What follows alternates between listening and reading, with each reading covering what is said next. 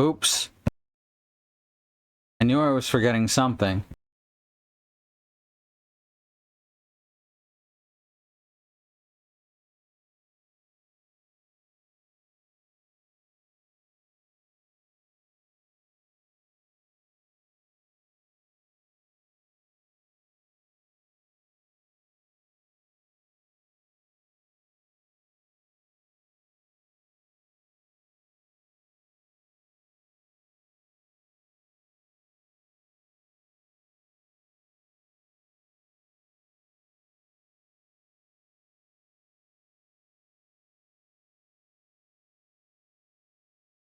Much better. Hi, Willow. Fuck. Every so often, you know, by which I mean at least once a week, I forget to start up one thing from the stream. Fuck. There we go. Let's go. Let's do it. Yeah. I think I got this set up correctly. It's still showing the fucking menu bar. Why is it still there we go. I had to actually click into something else. All right. Here's my headphones. And here's my sound source and my video source.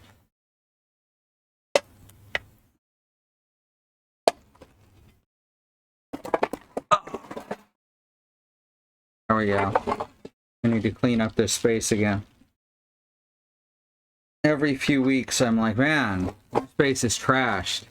And then I pick it up. And then in 3 weeks I'm like, man, my space is trashed. It just keeps happening. Better than forgetting about the microphone? Definitely. Alright, this way you can at least still hear me. You know, I've been looking at Digimon Story and Super Bullet Break. Both were on super sale, as was Linked. Linked is pretty cool. I'm not good at it, but maybe I could be one day. Alright. Well, you know what I am good at? Phoenix Wright Ace Attorney. So I've decided tonight to try out something new, as you can see. The game is now full screen.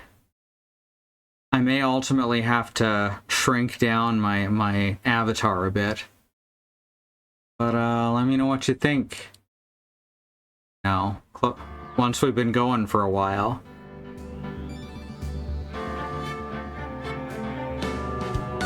I think it's going to be covering some of the dialogue, but I'm also going to be reading it all. So I don't know if that's a big deal or not. Guess it depends on the audience. Alright, Farewell My Turnabout, Part 1-2.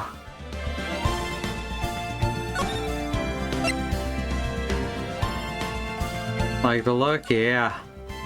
I kind of dig it myself. Oh, right. So last time, Maya got kidnapped by a serial killer. And she's been placed in this basement, and she was able to call Mia to get Phoenix to help. Phoenix is being blackmailed into getting an innocent verdict for a guy who's actually innocent. The whole plot doesn't make a whole lot of sense. Like, at all. So I don't know how this can be turned around. It's very silly. Alright. There's nowhere to move. If I don't do something to the door first, I don't think I'll be moving anywhere. So now we're playing as Maya to try and get out.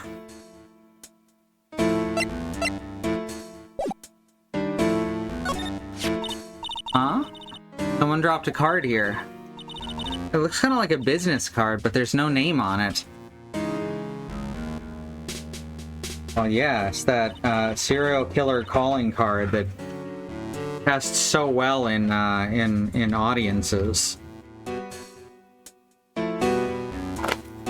It's a picture of a seashell, I think. What a strange card.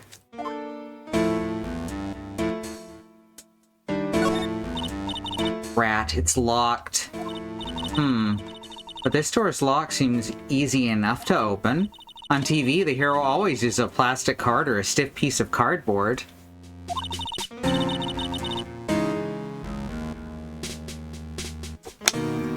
Then click, they magically open the door. I wonder if there's a card like that around here I could use. Ah, that's it! This shell card. She's just narrating her thoughts at us. It's very silly. Science manager was fiddling with a card like that. Was it the... Right, and he said he just found it in his stuff. So that definitely makes things interesting, huh? If I use this, maybe I can get the door open. This might be my key out of here. I had a feeling this card might be useful. I'm such a genius. Alright. Now, if you'll excuse me, Mr. Kidnapper. I did it! Okay. Now I'm getting the heck out of here. I like that she still has an inner monologue in the blue writing and the parentheses, which means she is actually saying this stuff out loud. I shouldn't keep Nick waiting or worried. Really? Is it gonna be to be continued? Ah. Good start.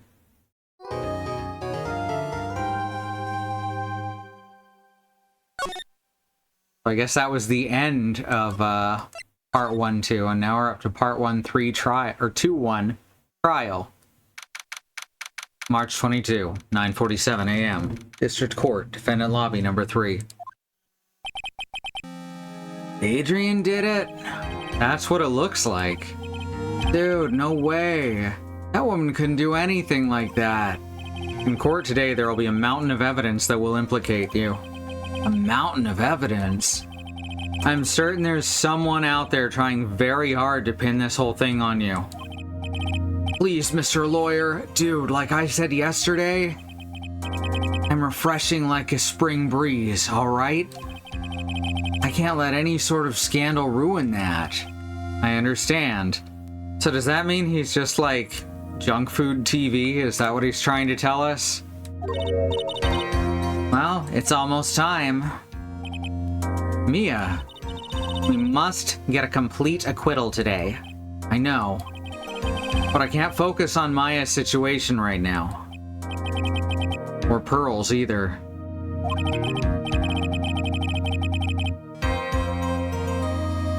He sounds like a young Nick Cage. Thank you, that's exactly what I was going for. No matter what, I have to focus on winning this case by the end of the day. Indeed. Well, let's get going.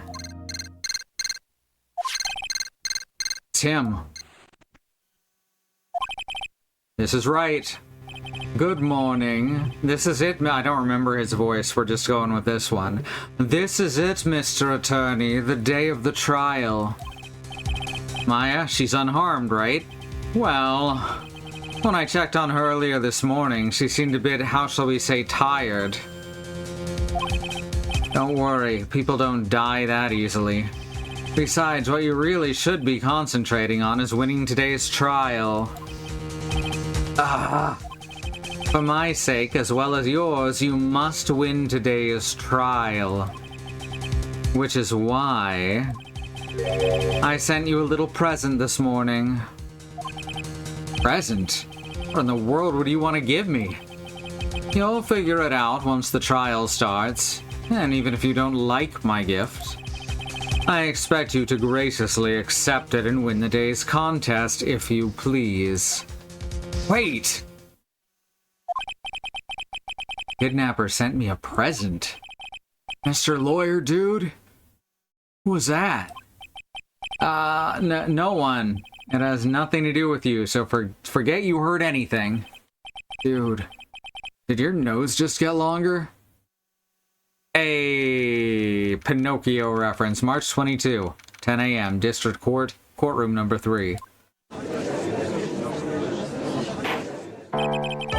Court is now in session for the trial of Matt Onguard.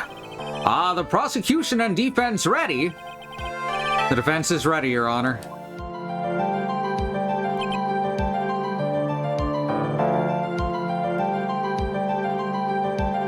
Did he kill Von Karma? Did this man kill Von Karma? I say, Mr. Wright, what happened to Ms. Von Karma? I don't know, Your Honor. Why are you getting mad at me? Your Honor, please be quiet, bailiff. Court is in session. If you must tell me something, please keep it brief. Now then, what is it? Prosecutor Von Karma has... this morning, Ms. Von Karma was shot by... Oh, wow, I was joking. I was joking, y'all. This morning, Ms. Von Karma was shot by an unknown gunman. What? Shot? Somehow, I think this is the present that man was talking about. His present. Ms. Von Karma is one of the top prosecutors in the country at the moment. If she were to disappear, it would be to your advantage. This is totally fucked. Ms. Von Karma, is she alright? I don't have that answer. She's alive and in stable condition. Well, that's good. Phew. You're... Your Honor, due to the circumstances, Miss Franziska Von Karma cannot appear in court today. I, Miles Edgeworth, will be taking her place. The prosecution is ready. Naturally. Fuck yeah! Alright. Now in the end, we know that Edgeworth is going to fight for the truth, rather than for the conviction. Ms. Von Karma was shot in her right shoulder and is currently undergoing surgery. Luckily, I have looked this case over and am familiar with the details. The prosecution seeks to prove the guilt of Mr. Matt on guard. The court acknowledges the prosecution! Right. I finally found the answer I was struggling for on my long journey this past year. Which we actually get to experience in a future game. By the time this case comes to an end, you too will know the answer. Now then, the prosecution would like to call its first witness. Please bring Detective Gumshoe to the witness stand. Witness, your name and occupation. My name's Dick Gumshoe, sir.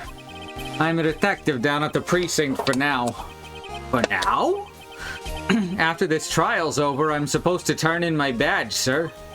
Detective Gumshoe? The prosecution has no need for a depressed witness. Lift your head up and face forward like a proud officer, Detective Dick Gumshoe.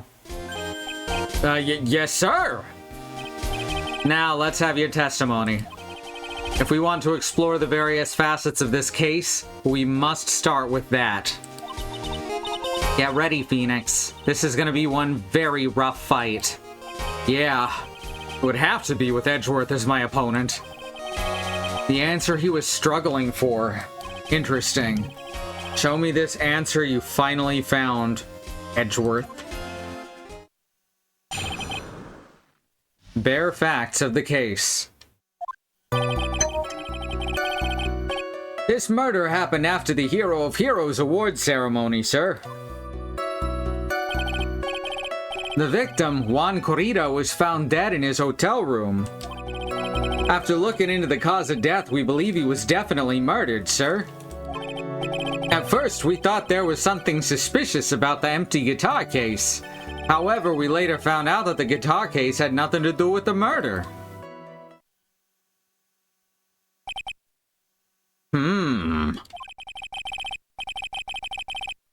After the award ceremony ended, the victim was alone in his room? Yes, sir. Both the victim and defendant went alone to their rooms, sir. I see. Mr. Wright, you may begin your cross-examination.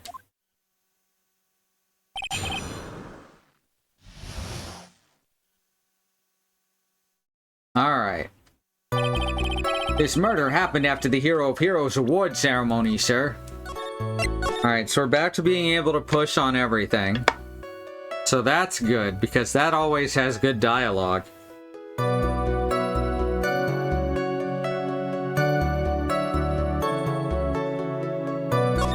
I already saved.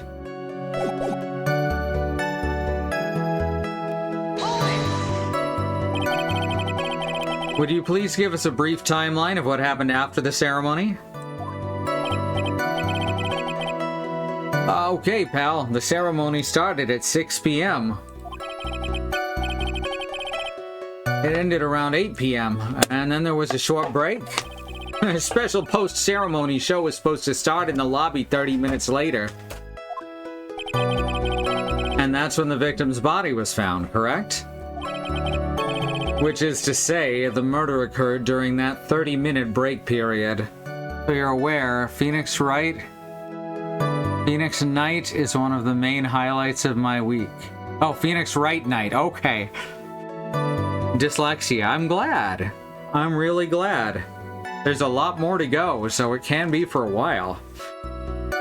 I may take breaks for other games in between, though. Please continue with your testimony, Detective. The victim, Juan Corrida, was found dead in his hotel room. The person who discovered the victim's body was Adrian Andrews, correct?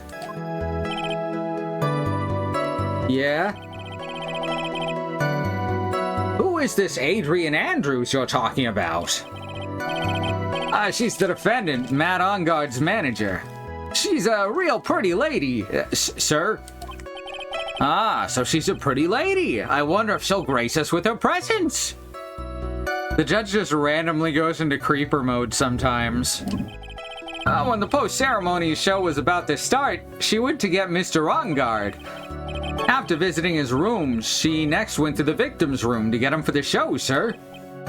I see, and that's when she found the victim's body. Right?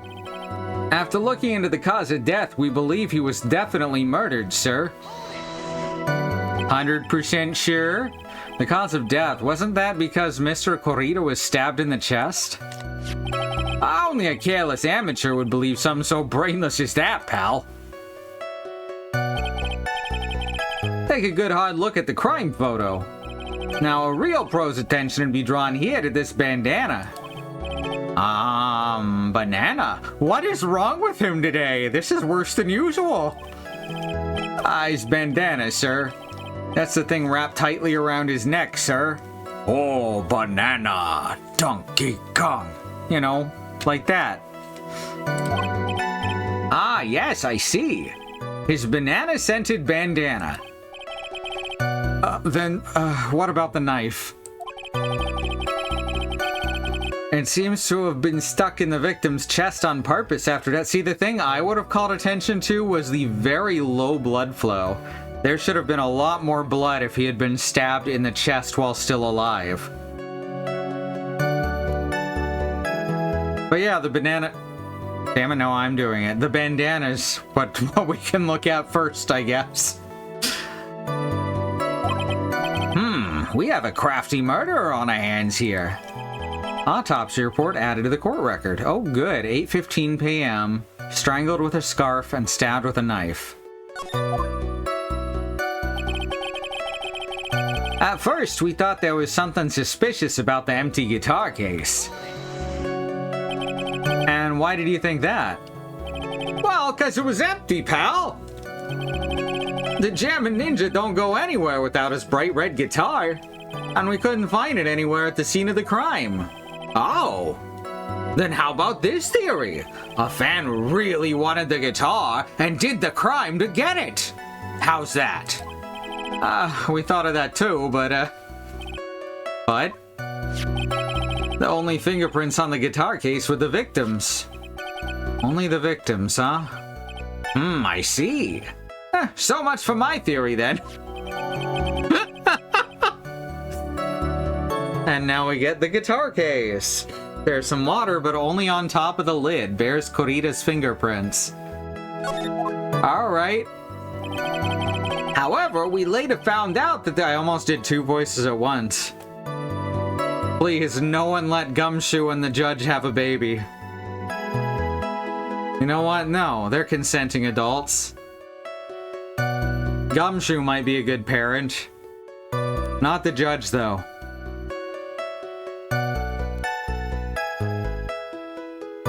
Gumshoe will be a good influence. However, we later found out that the guitar case had nothing to do with the murder.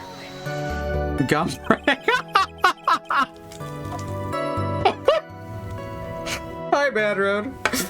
That's good. I hate it.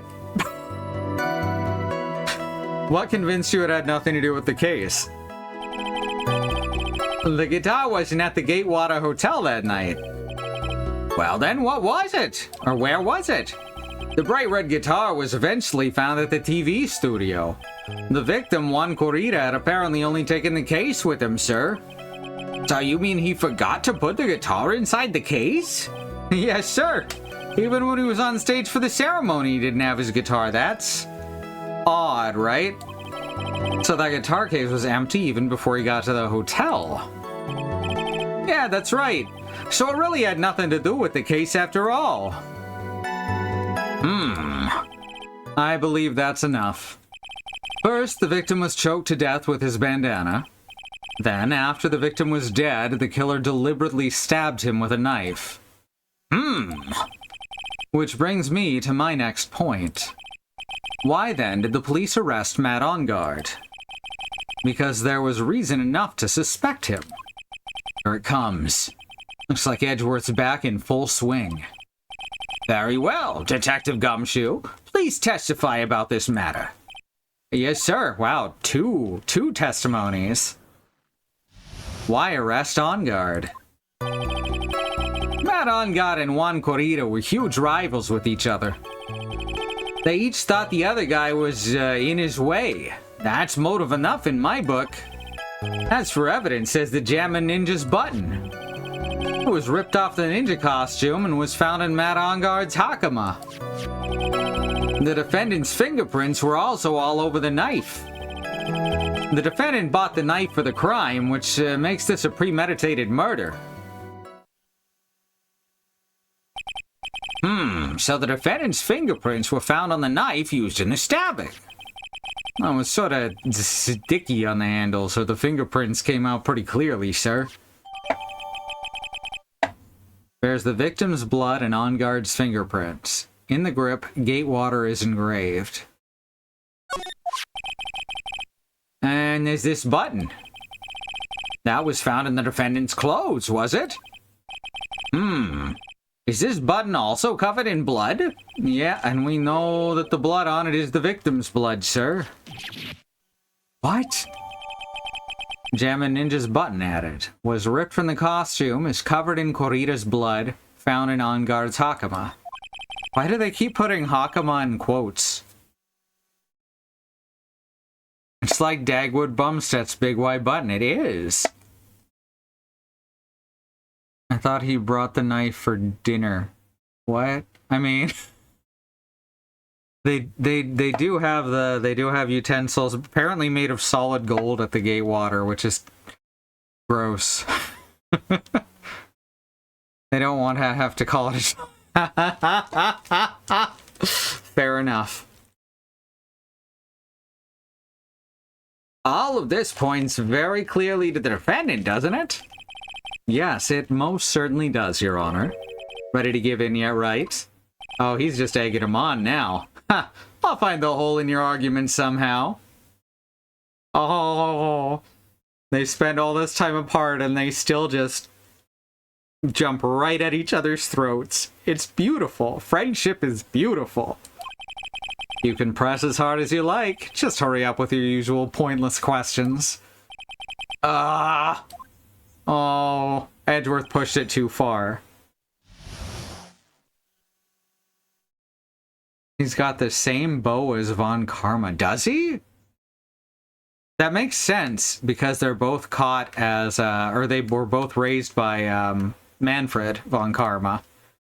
Sexual tension is thick in here. It is. Oh, Nick always trying to find... Yep, exactly.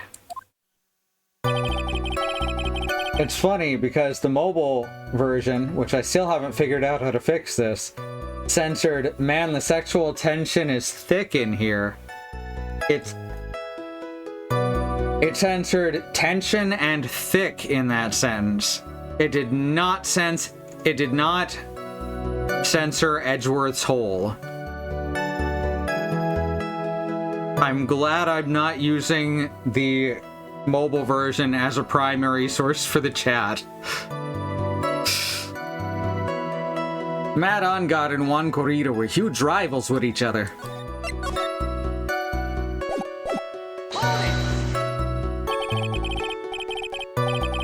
But in terms of popularity, Mr. Onguard won, did he not? Yeah. Well, you know what's ironic, pal? Juan Corrida was always one step behind Mr. Onguard in everything. This year, it seemed like he'd finally caught up, ready for the big final showdown.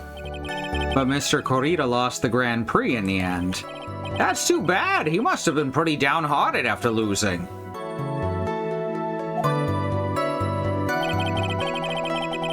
That is Edgeworth giving a signal. Edgeworth is only quiet when he's waiting for Nick to figure something out. They each thought the other guy was in his way. That's motive enough in my book. Wait just 1 second here. Mr. On Guard was beating Mr. Corrida in the popularity polls. Well, yeah, I guess, but... Which means that in the defendant's eyes, the victim was not a rival at all. Which means he had no motive to kill.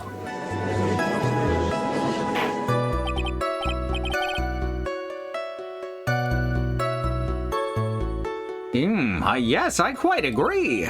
Well, detective? It's not, well... I guess if you put it that way, then yeah, the defendant would have had no motive. Detective, I'm beginning to see why you were fired. Huh? No, not you too, Mr. Edgeworth, sir. That's... But we know that they've been in contact, Gumshoe and Miles. Dick and Miles. Dick for wait, no. Yeah, they've been not only in contact, but working together for the past year. We saw a scene about that. Corrida means running, that's true.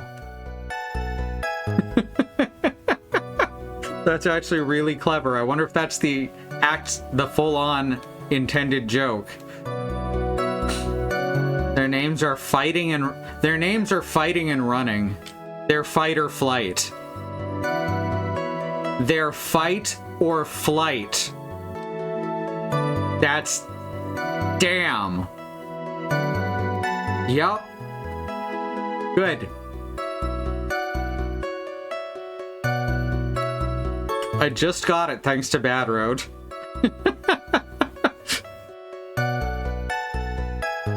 Not you too, Mr. Edgeworth, sir. That's...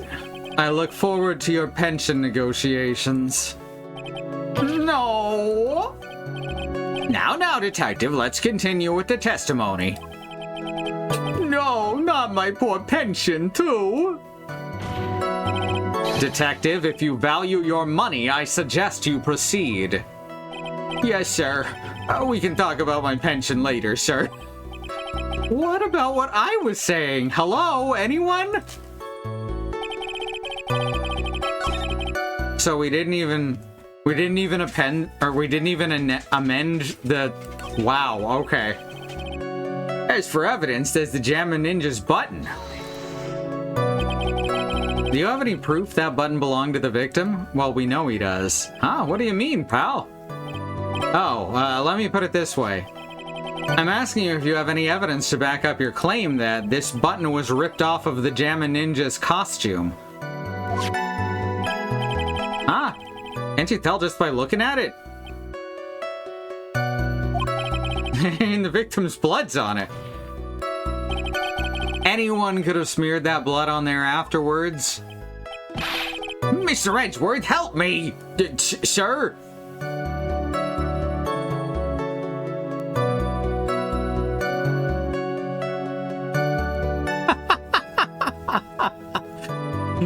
I'm sorry, Willow.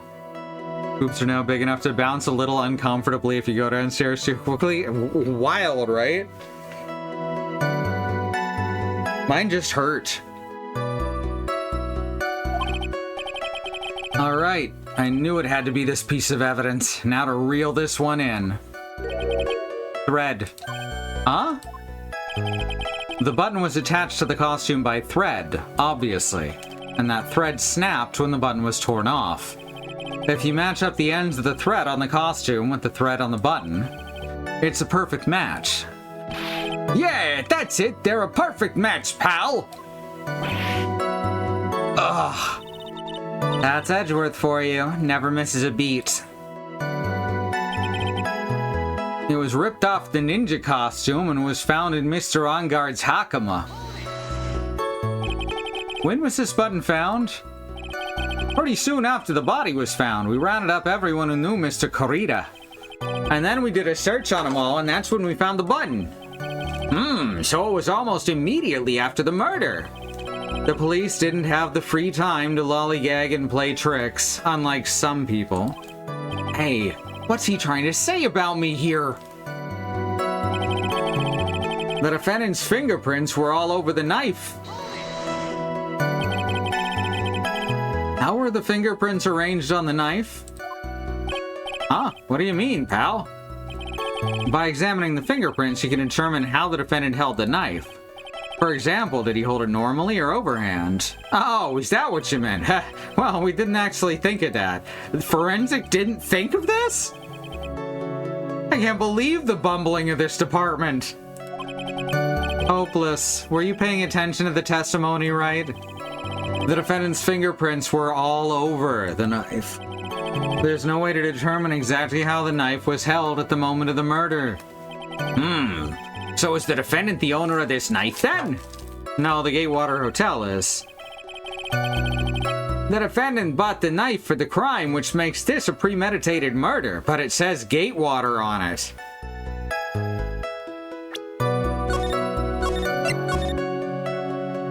First we're gonna press, and then we're gonna present. That's what she said. There is no way this was a premeditated murder, even if he bought the knife. Sorry, pal. This isn't some pocket knife. So what, he bought it at the gift shop? It doesn't fold, so it's not great for walking around with either.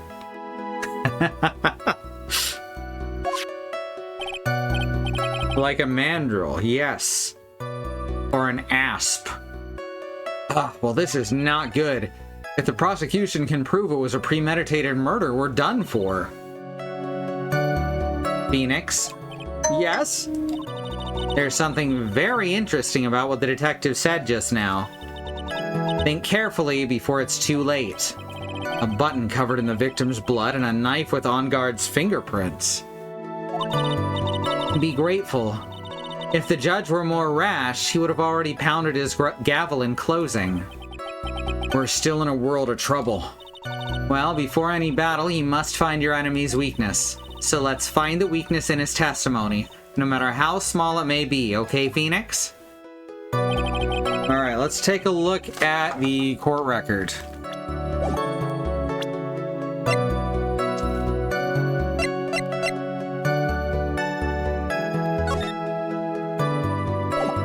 Don't think that helps much. So on the night of the murder, article from Gossipland, hotel guide map, guitar case, bears Corrida's fingerprints, no sign it's been drank, filled with tomato juice, photo of Juan Corrida's murder scene.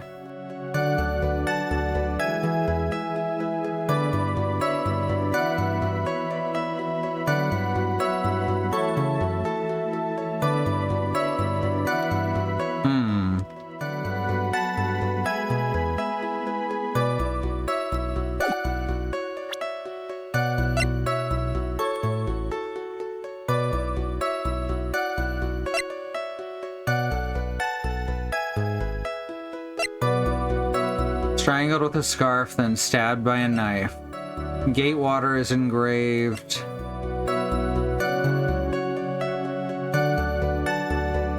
Covered in Corrida's blood. Well, I guess we're gonna show him the knife and point out that it says Gatewater on there, because that's all I can think of right at this moment.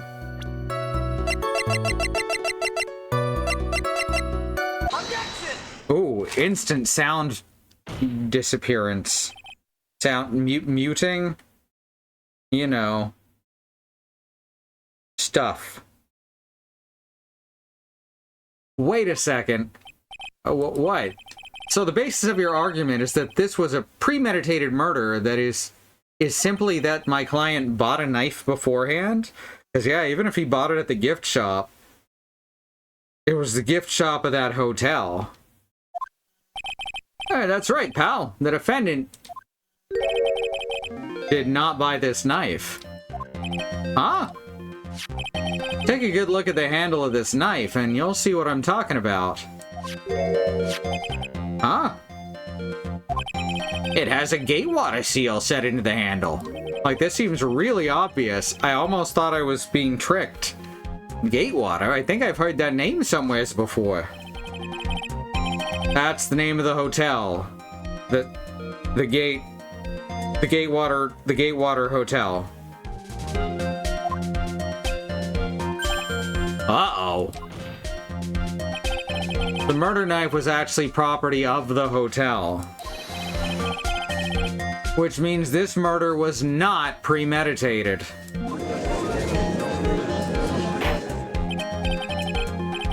Yes, that is very true. This is a very big... What is it, Mr. Edgeworth?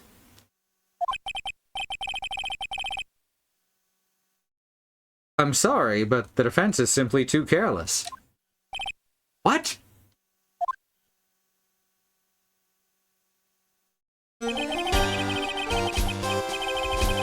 I think whether the crime was premeditated or not has already been determined.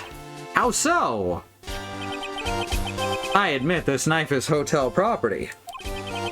There's no one currently on the police force that's dumb enough not to realize this. But I didn't know... Oh. The question is, where did this knife come from? Why, that's obvious. It came from the victim, Mr. Corrida's room. No, sorry, Your Honor, but that's incorrect. It came from Engard's room. We'd already seen that it was not there on the plate.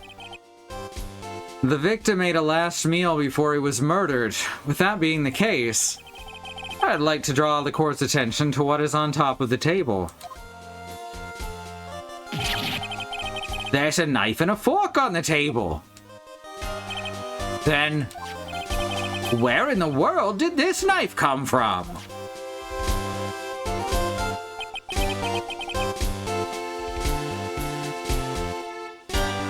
If it please the court, I'd like for us to recall the room of the defendant, Mr. Matt Engard. No! Bad Road, no! Especially what was on top of his table. There's something missing. Perhaps it is a single knife? We investigated the leftover dishes for fingerprints, and while we were investigating, we came to the conclusion that Mr. Matt Engard's knife was missing. Ugh! Mr. Engard had gone to the victim's room with a knife he had used during dinner. Why would he carry a knife on a visit? To kill, of course. And with that, I believe the prosecution has proven this was a premeditated murder.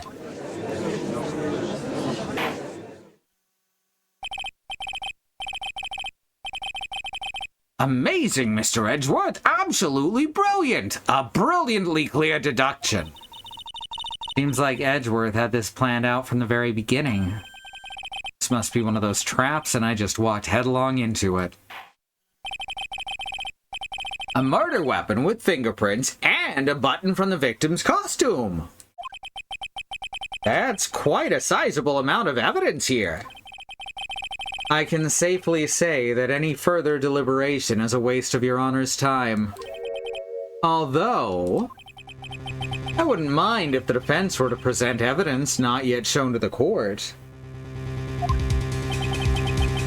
Evidence not yet shown.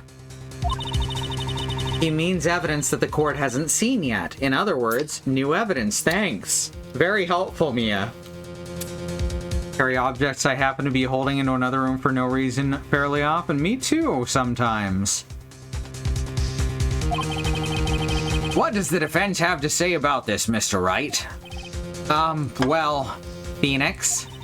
The judge is favoring the prosecution right now, just like always. If we answer with something wrong here, that gavel of his will be ringing out to the sound of our defeat. Mr. Wright, do you have something important and necessary to present to the court? As a matter of fact, I do. Something still is not making sense to me. There's one piece of evidence that catches my attention. Something that this court has yet to see. Mr. Wright? I will say this one more time, I do not feel this trial needs to continue at all. However, I am giving you one chance, and only one. What the judge is saying, right, is don't try pulling one of your usual bluffs here. If I mess this up, it's curtains for all of us. It's curtains for you! You may now present one and only one piece of evidence, and it's an instant death if I get it wrong. Now then, what is this important evidence that you must show the court? So something's been bugging me this whole time. This is a wine glass, is it not? Please look at the photo of the crime scene one more time.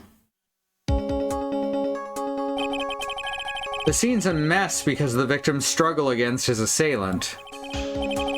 The vase was broken. His makeup is all over the floor. These were all things that were, at one point, sitting on top of that dresser.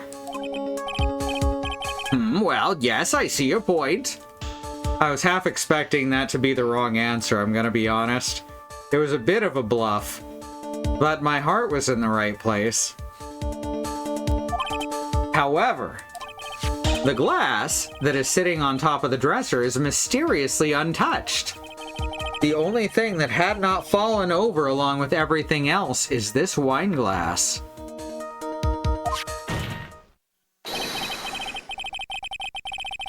This piece of evidence is more than strange enough to warrant further consideration.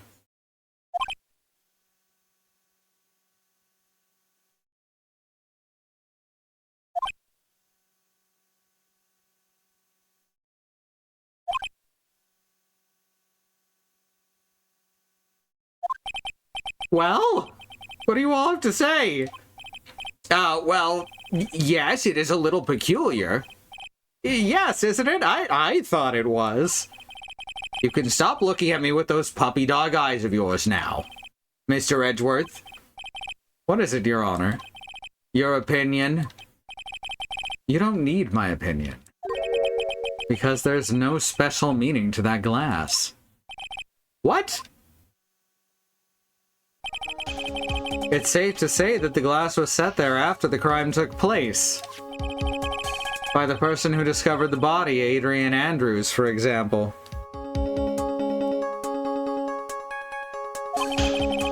She could have easily been so shocked that she set the glass down without thinking. How do you turn a phrase, you know? I ask myself that every day. That does sound very plausible, Mr. Wright. Could Ms. Andrews really have set that glass down without thinking? Oh, there's no way. If I appear weak here, the trial's over. I can look for my proof later. For now, I should trust my instinct and point with certainty. I just might fall for it if you're thought-provoking enough. The defense would like to challenge the prosecution's theory. We would like to see something that proves it was Ms. Andrews who set the cup on the table. You've turned the situation on its head yet again, as usual. Mr. Edgeworth, do you have any proof to back up your claim? There's no way he has any. He's just bluffing. Unlike Mr. Wright, I never say anything unless I have the evidence to support it. What? You're not thinking hard enough today, Wright. Did you think this wine glass escaped my notice? Then... Of course it's been thoroughly inspected for fingerprints. Fingerprints? Nah, I don't think so.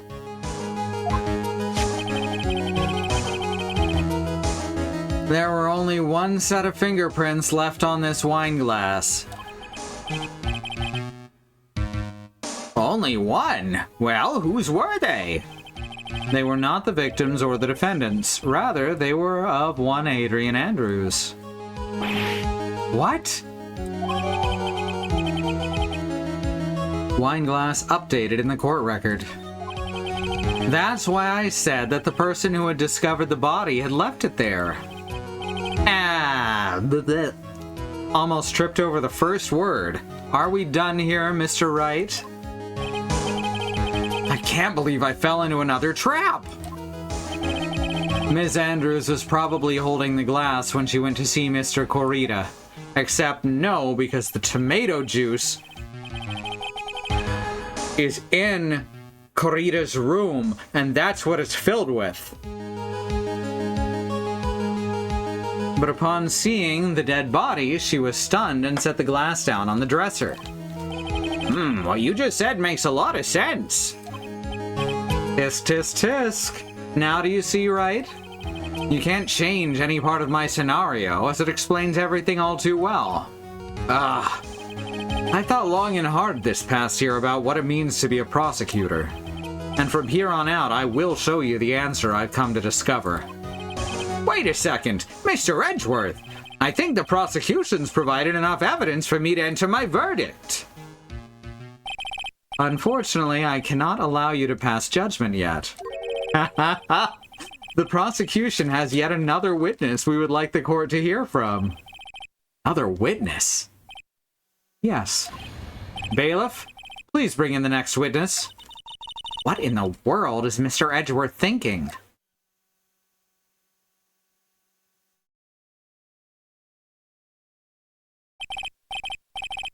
Now then, witness, please state your name and occupation.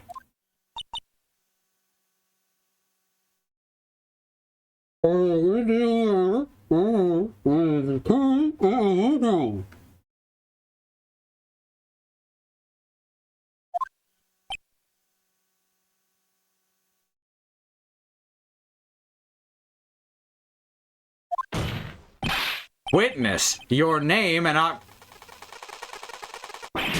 Oh! Gotcha! Oh! I wonder what happened to that calm composure he had earlier. Oh, Edgy boy, it's been, what, a year since we last met, hasn't it? You should be more happy to see me. I saw the report with her testimony, but who knew that under that helmet, it was the Wicked Witch of the witness stand? I tell you, this time I know what I'm supposed to do. So today, I'm gonna tell you anything and everything. Even things that don't have to do with that terrible crime. Miss Witness, that terrible crime is all this court needs to know. Oh! Shush, I'm talking to my dear Edgy Wedgie right now. Don't interrupt us, Gramps. Yes, madam. No, no, no, please, by all means, interrupt her, please. Anyway, witness, your testimony, please. It's true what they say, that youth are hot-headed nowadays. Not that I mind at all, Edgy. Now then, what should I start with? The witness was on security detail at the hotel on the night of the murder. Is this correct, Ms. Oldbag? It was a great job being able to see my dearie Juan. It was almost too much for my little heart to handle. You mean you were a fan of the victim? Look, everyone's crazy over that on guard, saying he's cute in a fresh way or something. But not me, I wouldn't say nothing so silly. After all, I have no interest in a little child like him. I'm only interested in a real man, Juan Corita. But those two were the same age. Anyway, as I was saying, I was pacing in front of this room tonight. Very well. Please tell the court what you witnessed the night of the murder. He's cute in a fresh way, and they say it, or they say in a fresh way that he's cute. I think he's cute as a spring breeze, personally. Leave it to me, Edgy Poo.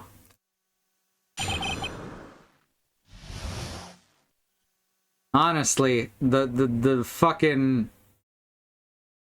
sorry, my brain's shutting down. The trains in this game these games go so far off the rails that they might as well be cars. Anyway, after the ceremony, I went to pace around in the hallway in front of his room. There was something I was interested in finding out, you know. Well, since I was on the job, I made sure to keep a good eye on him the whole time. That's when someone showed up. It was a man coming out of poor Juan's room.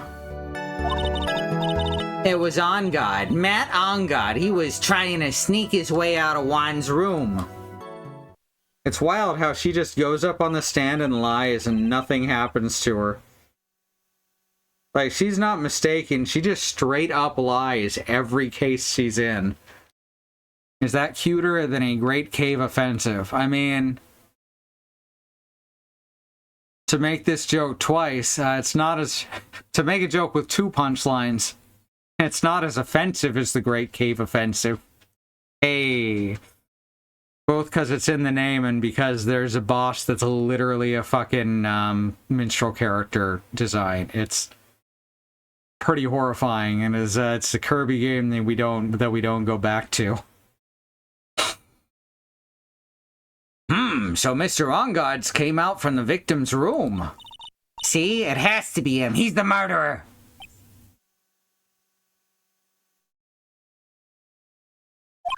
I see. Well, Mr. Wright, you may begin your cross-examination.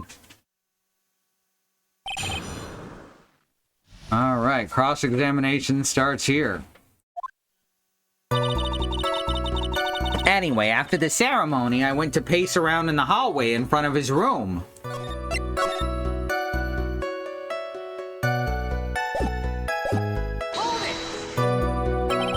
Ms. Oldbag, what was your post on that night? The lobby. I was supposed to help set up the stage for that trifling show. But I refused to help. I'll have you know, it was for that lead-headed samurai show. I even took out a few of the nails. Maybe it was a good thing the show didn't go on. Besides, that manager with the glasses seemed to be working hard at it without me. So I thought I'd take a break and spread my wings a little. And that's when you went to hang around the victim's door. There was something I was interested in finding out, you know. Something you were interested in? And just what was that? It's not some little thing I can just go around telling everyone, you know. It's top secret between me and Juan. Oh, and Edgy-Poo, of course. Mr. Edgeworth, what is this thing that she was interested in? I have no idea. I despise gossip, Your Honor. Gossip? But should it prove relevant, we can always have it appended to her testimony later. It looks like we shouldn't force it right now. And did the witness stay in the vicinity of the victim's door the entire time? Well, since I was on the job, I made sure to keep a good eye out the whole time.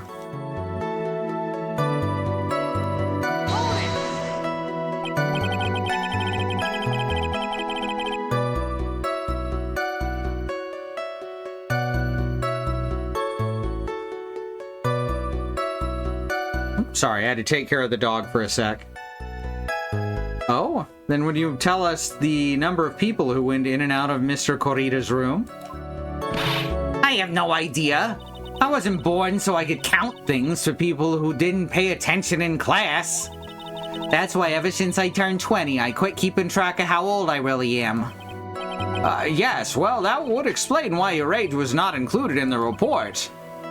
In any case, the witness then saw someone, correct? That's when someone showed up. It was a man coming out of poor Juan's room. It was Angad. Oh wait, I'm supposed to press on that.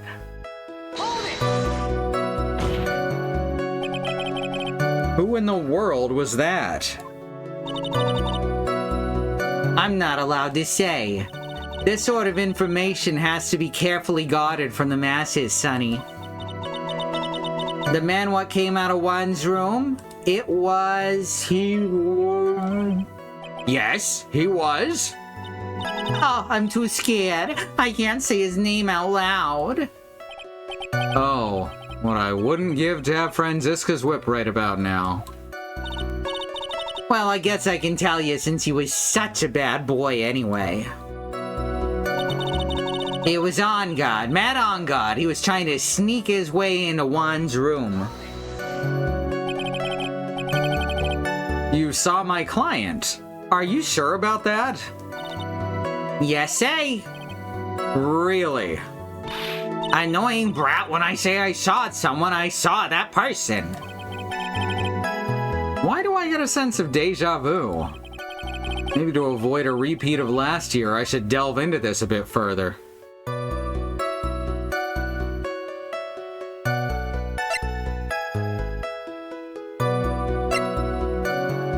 Three choices.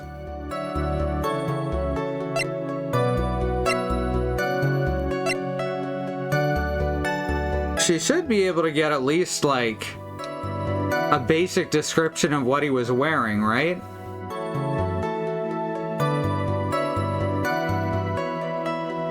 That makes sense to me. Please tell the court about the man's clothes in more detail. What a troublesome young man you are. Really, as if something like that matters.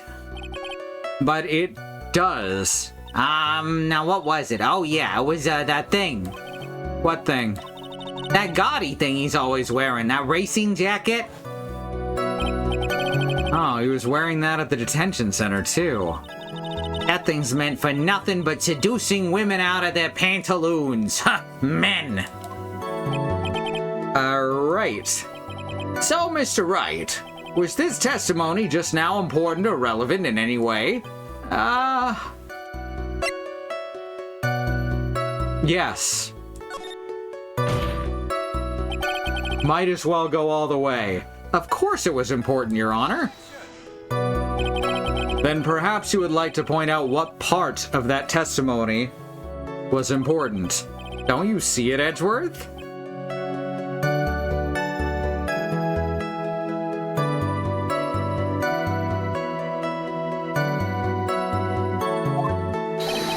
Your Honor, I request what the witness said about the jacket be appended to her testimony.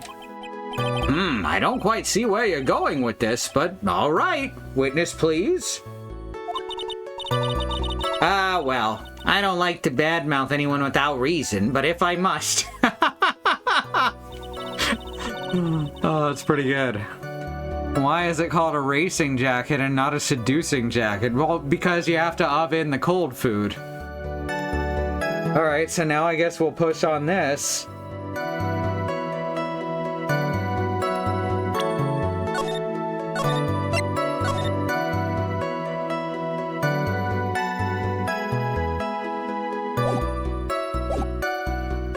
I do want to point out that I think I know where we're supposed to go with this. Right here.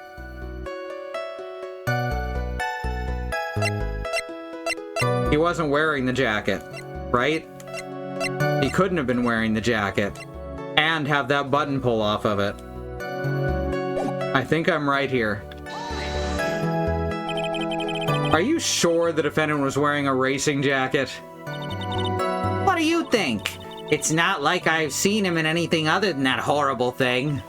I'm sure he was wearing it. She is so sure of herself that it's to the point of self-absorption. She may not remember things or be mistaken here and there, but I don't think she's lying. That's bad for us. Real bad. But that's how the human mind is. It also has a tendency to jump off topic. She strayed onto a few interesting side topics this time too, hasn't she? But that's what makes her a sweet old lady, right? That's because you're not the one who has to question her. Alright, so we'll go to the end. And now we will present the button.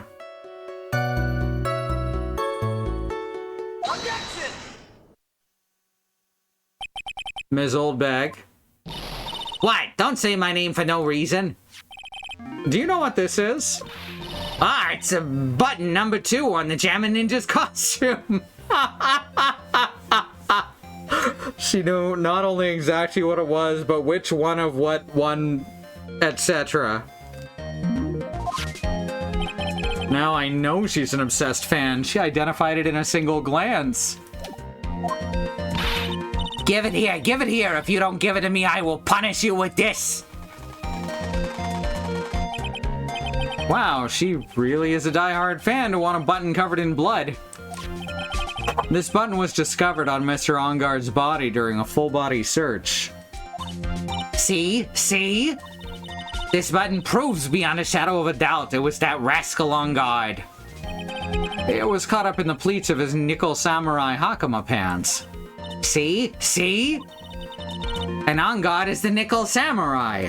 And yet, you talked about his jacket and not his pants. Witness? Now, it may just be me, and I do have an active imagination.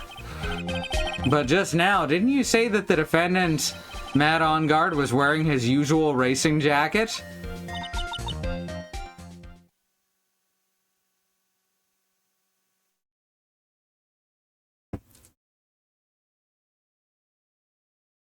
I like the animation of her just breathing inside the helmet.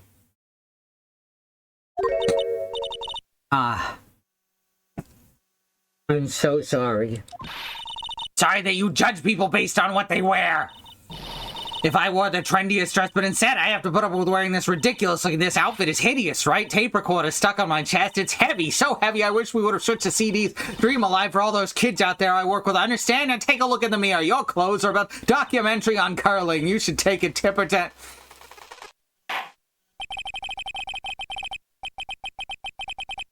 I think I did pretty good for being dyslexic. Now hold your tongue still there for 1 second. So what you saw in actuality was not Mr. Onguard, the man, but Mr. Onguard, the nickel samurai? But when you think about it, they're really one and the same anyway. Yeah, except one is in a costume. Miss Oldbag, this is a very important point we're talking about. Edgy Pooh, do you think so too? Well, it might be something worth considering. Just say it's important and agree with me for a change. Witness, think carefully and try to remember as much as you can before you testify. All right, if you insist. I should be the one sighing, not you. Fucking incredible. She literally just goes up on the stand and lies. Do you think people would really do that? Just go on the internet and lie? On guard. On guard. Yes, now I remember. The nickel samurai. That's right. It was the nickel samurai that I saw.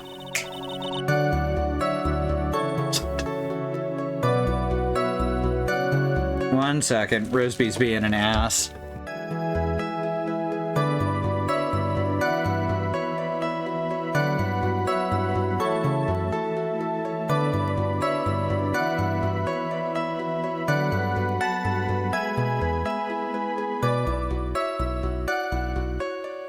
That better?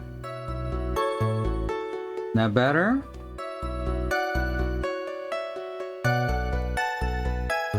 There you go. Don't be a butt.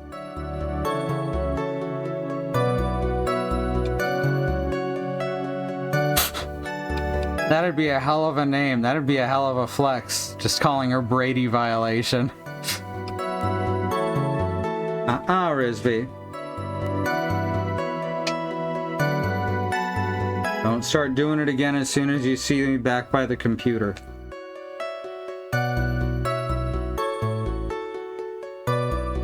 Oh, controller. There we go. It would have been inconvenient for him to wear his costume during the murder. He had to go to that post-ceremony stage show right after the crime, you know. So he must have worn that nickel samurai costume when he was stabbing poor Juan. I knew it. I knew you'd say he was inside that costume. What? Did you think there could have been someone else inside that costume? Don't be a bad little boy thinking such rude things. But the possibility does exist. That's what we're here for. Reasonable doubt. Ah, young'uns today, I told you there's no way it was anyone else. How do you know that? Because I said so. And what I say is the truth. Oh my god. Oh my god.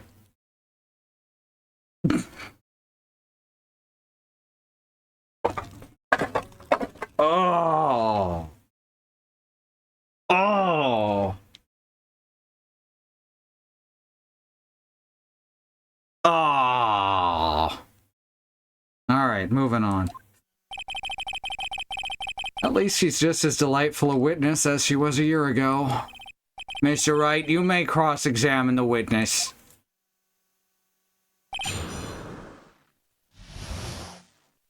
Who I saw. On guard, on guard. Yes, now I remember.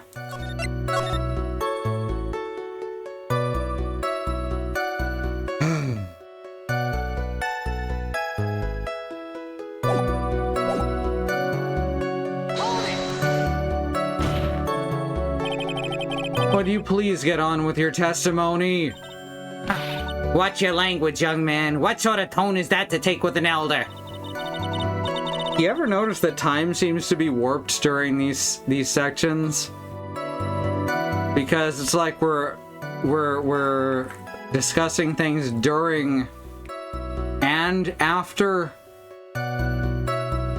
they testify. Like, very strange, right? My youthfulness isn't what it used to be, so you should forgive me for everything. If you keep on barking at me like that, I'll start singing at the top of my lungs. What? I start to say God sing, standing all alone, with the nickel samurai. He's actually singing. Someone help my poor ears. Mr. Edgeworth, can you please do something about this racket? Witness, I'll give you a piece of gum later if you'll be good and stick to just the facts. Okay. You promise, right? Right. I'll be sending the bill for the chewing gum to your office at a later date. Remind me to send you a thank you note later too, Edgeworth, old chum. The nickel samurai, that's right. It was the nickel samurai I saw.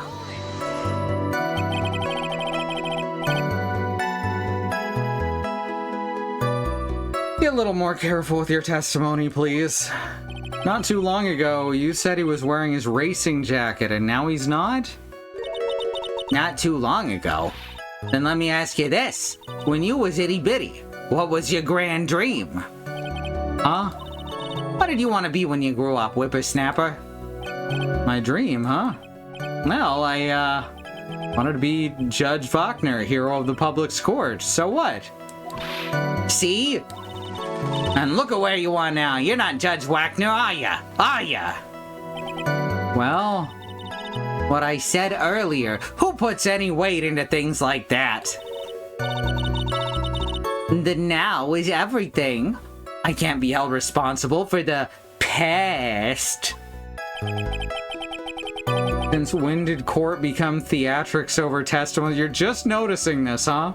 You're just noticing this now, Mr. Phoenix Wright. All that matters is that man was inside that costume. Isn't that enough?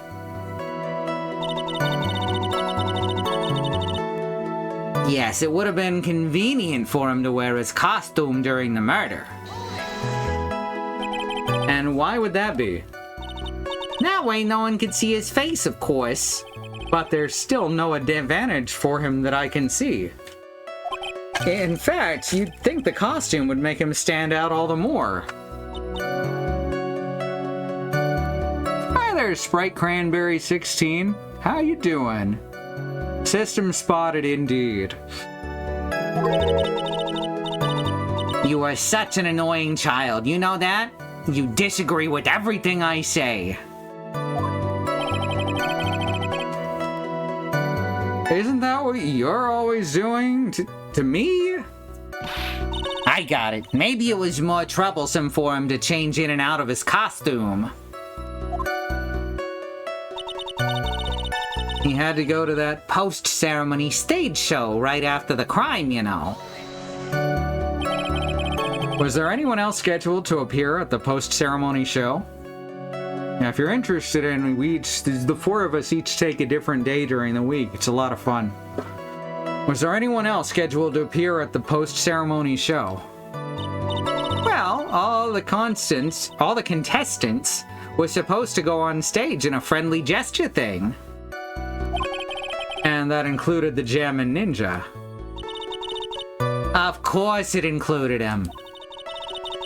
That's why when On God came out of Dear Juan's room, I didn't give it a second thought. I see. Well, anyway. So he must have worn that nickel samurai costume when he was stabbing poor Juan. So let me ask you one last time. The person you saw really was the nickel samurai? Showy as ever. Haven't I been saying that from the very beginning? No, you haven't. The others in the system are stream shy or something. Yeah, not us. We just all wound up getting into it. Can I throw in the towel yet?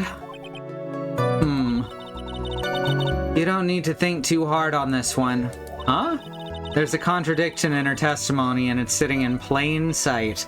The question is what that contradiction means for us. Well, I gotta figure out what you're talking about first, but okay. Let me take a look at the court record here.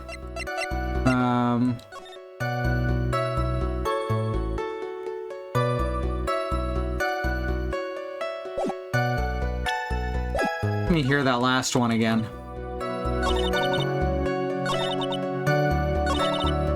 Must have worn that nickel samurai costume when he was stabbing poor Juan. Alright, let's hear this again. One last time, the person you saw, it really was the nickel samurai. As showy as ever. Haven't I been saying that from the very beginning? Can I throw in the towel yet?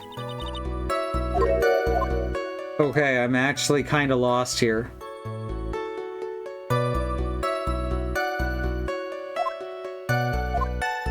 Wait, I just got it. His fingerprints were all over the knife, right? Kind of weird that would be literally impossible if he was wearing the Nickel Samurai's costume, right? Oh, we got her now.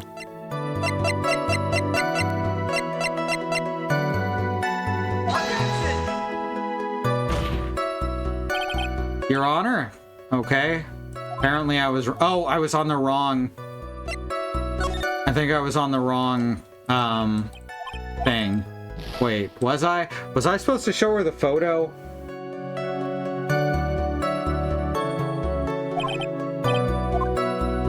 I totally missed what I was doing, apparently.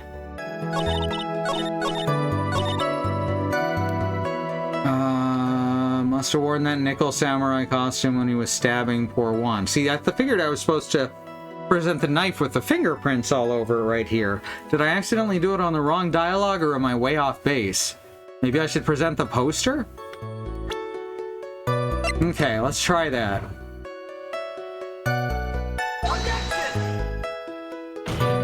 No, same thing. Huh. Well, let's take another look. Damn, I thought I had that one right off the bat.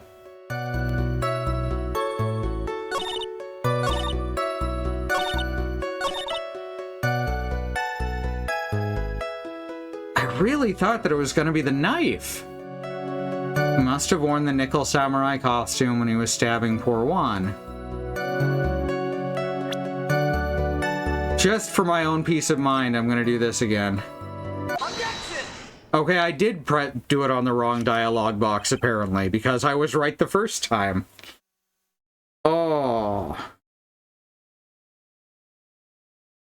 Here's a photo for a show. Yeah, that was my second thought if it had turned out I'd been wrong again. Sure, which two things you have to rub together. Alright. So, okay. No fingerprints. No, there's fingerprints on the knife. They wouldn't have gotten there from the costume. You know it. I'm dyslexic. Sometimes I click the wrong things. I take full advantage of being dyslexic to pass off my errors. Don't worry.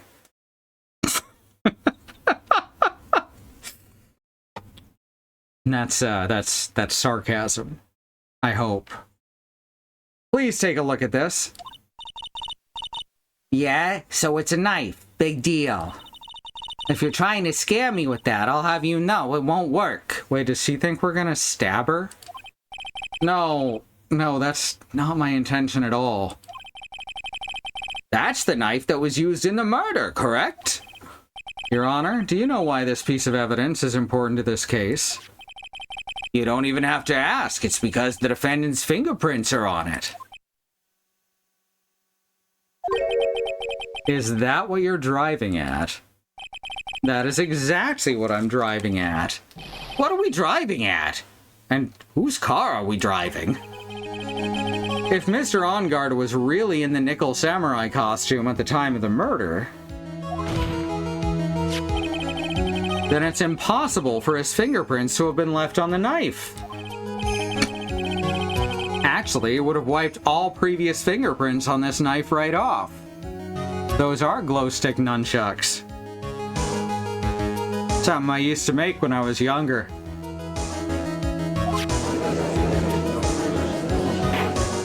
A lot of fun for swinging around and dancing. Oh, that's right. The Nickel Samurai wears gloves, doesn't he? Oh, thank you. He probably took his gloves off before he began the stabbing. And why would he do something like that? To leave his prints on the murder weapon?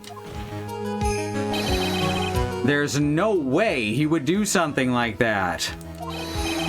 However, there's one possibility. Then let's hear your possibility! It's very simple. The defendant went to the victim's room while in costume as the Nickel Samurai. At that time, the defendant held no intent to murder. He was probably just going to relax and talk with the victim about the stage show. Hell yeah, moths are awesome. Which is why he took his gloves off. But the murder still did take place. It's well known that there was bad blood between the defendant and the victim. Yes, I've heard that before. Well, Mr. Wright, what do you have to say about Mr. Edgeworth's theory? So let me get this straight. Edgeworth's theory goes like this. When the defendant went to the victim's room, he had no intention of killing him. Now, up to this point, are there any problems with this theory? Well, yes.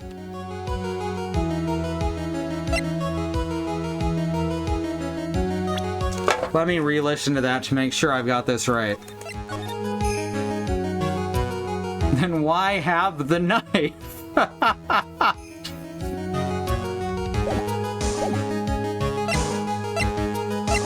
Let's see.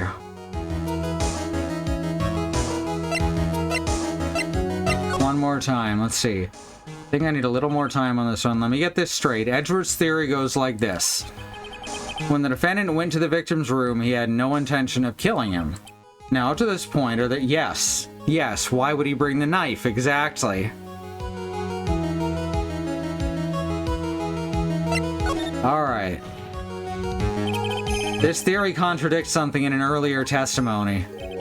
What are you babbling about? Now, for argument's sake, let's suppose Mr. On Guard was the killer. If that's the case, I think it's impossible for the killer to have gone into the victim's room without intent.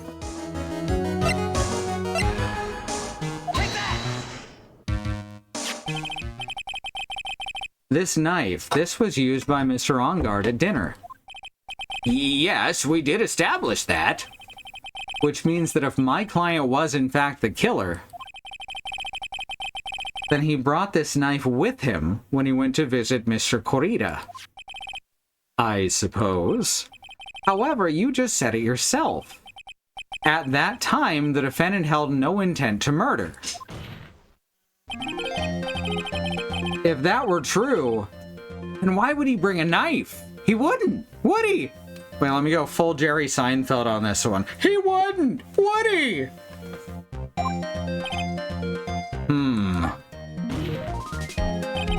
Which means, Mr. Edgeworth, your theory was flawed from supposition 1.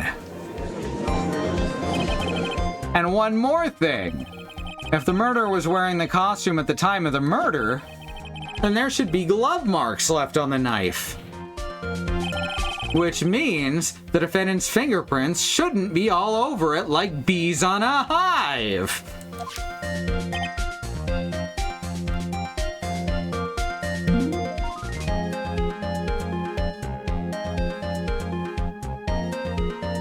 I like the pauses because I get a chance to drink. It's an energy drink. Nothing hard. And that brings me to my final point.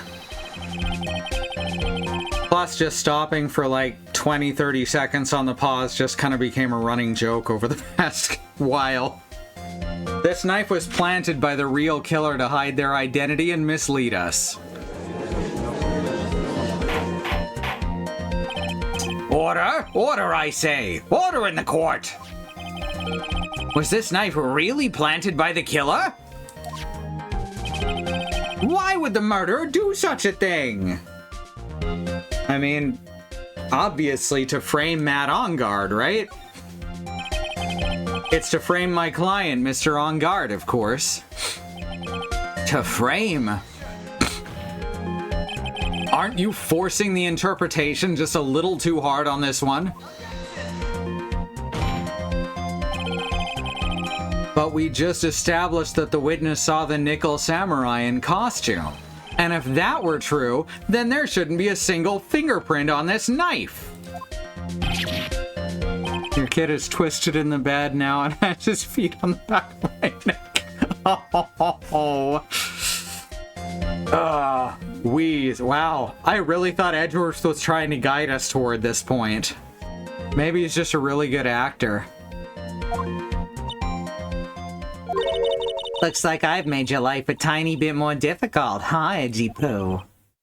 Oh, I see. He's pissed at her for terrible, inadmissible testimony. Witness, did you or did you not really see the Nickel Samurai? Well, I guess at first I might have forgotten, but... Are you saying you mixed up Mr. On Guard with the Nickel Samurai, his character on TV? But I mean, I can't really do anything about that now. Look, I was waiting around in front of the doors because, well, I wasn't waiting around for the Nickel Samurai, that's for sure. She wasn't waiting for the Nickel Samurai. Alright then, who were you waiting around for then? That was a good read, right? That was a good line read. We don't gotta take that one again. Wasn't. I like wasn't. That's top secret to anybody outside of security. I have a feeling that you were waiting for Mr. Juan Corrida. Am I correct, witness? The way you think, you are a sad amateur with a terrible case of nearsightedness. Amateur? Me? What am I an amateur of? So Oldbag was waiting around in front of the victim's room. But it doesn't sound like she was waiting to catch a glimpse of Mr. Corrida. Could have been a voice actor in Resident Evil 1 based on that one line read. Aw, thank you. Don't open that door. You know, and all that. Something, something, master of unlocking. Maybe. Phoenix. Maybe the old bag was waiting around for that person. Ooh. That's who I think Mia's hinting at. It's certainly possible.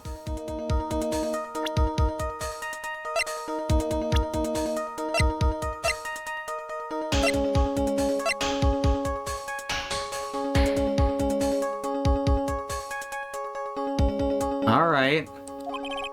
Ms. Oldbag, you were waiting for this person to come out of the victim's room, weren't you? The only person we know for sure was in there. Yep, exactly, Willow. We got this. Who's this person? This is Adrian Andrews, Mr. Onguard's manager. But why would the defendant's manager be in the victim's room?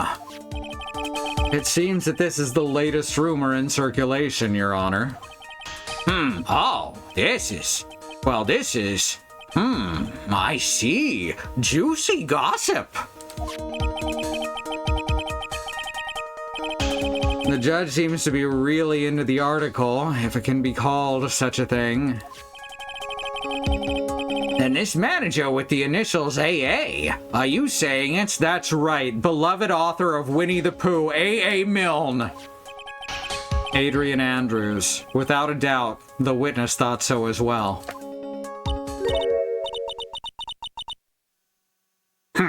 Looks like you found me out. Well, that's fine. I can throw away this whole sworn to confidentiality stuff then. Witness? What in the world are you... Watch out, Phoenix. I've got a bad feeling about this. A very bad feeling. The judge likes tabloids. Could he really be that credulous? Yes. We finally have an answer. Don't start Phoenix Wright abridged now.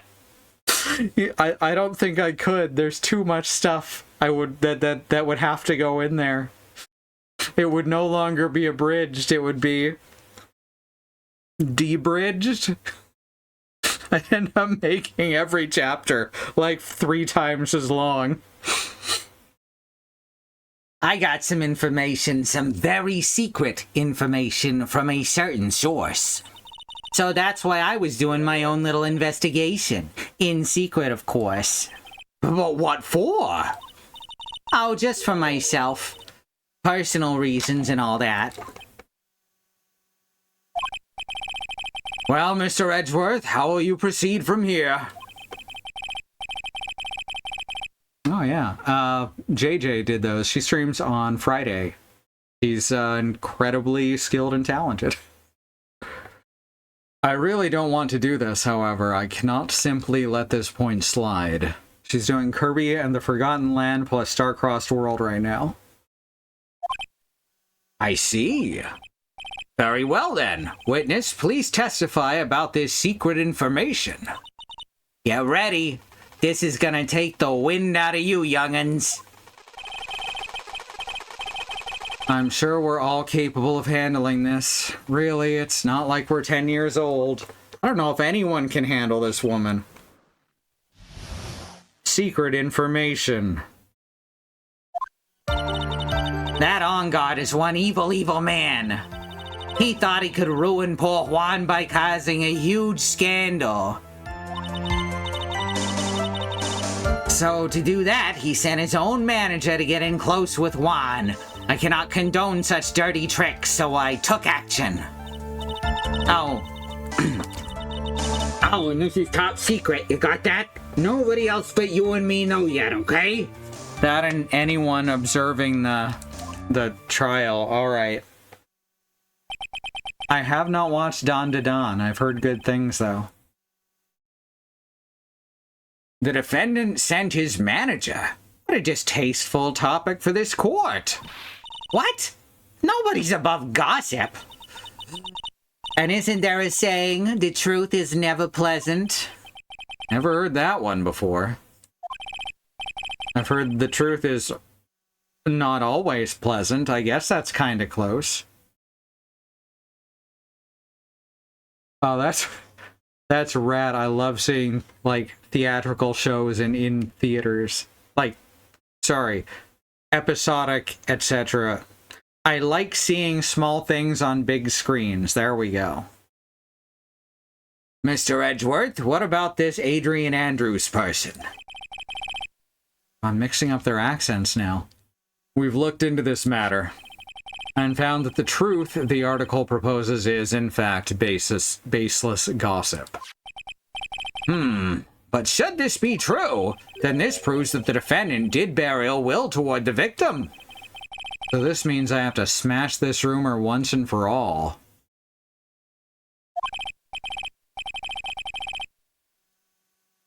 Now then, Mr. Wright, you may cross-examine the witness. Be careful. The old bag seems rather excited right now. That's right, On God is nothing but your average foul-blooded youth. Well, as the old saying goes, you gotta burn old bags with fire. Okay. Time to fire up the afterburners and hit the highway to the danger zone. Okay. That felt out of character for Phoenix Wright. Secret information. Alright. Whoops. No. Now we're gonna hit save.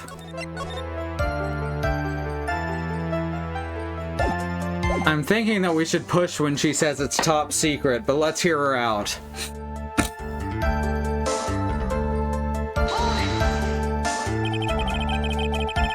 You can't say something like that without proof. That's just slander.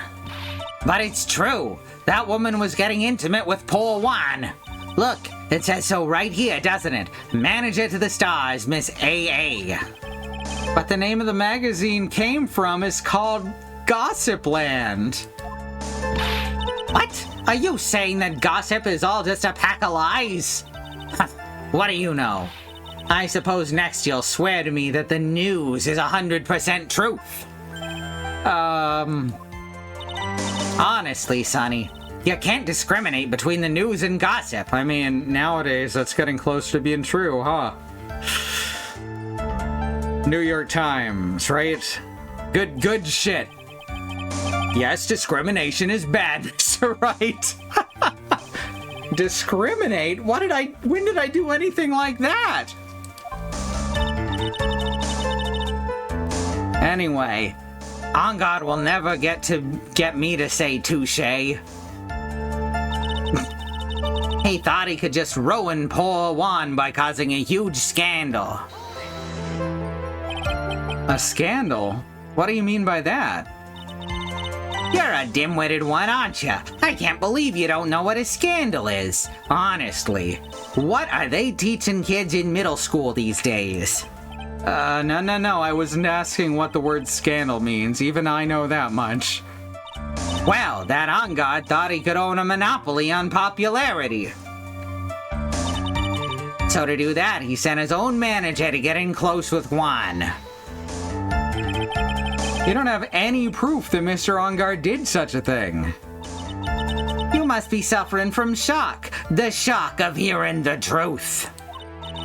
And now, since you're in so much shock, you can't do anything right. You're right, I can't do anything, but boy do I wish I could do something about you. Alright then, Sonny, show me what you got. Can you show me proof that On God didn't bear any ill will towards Juan?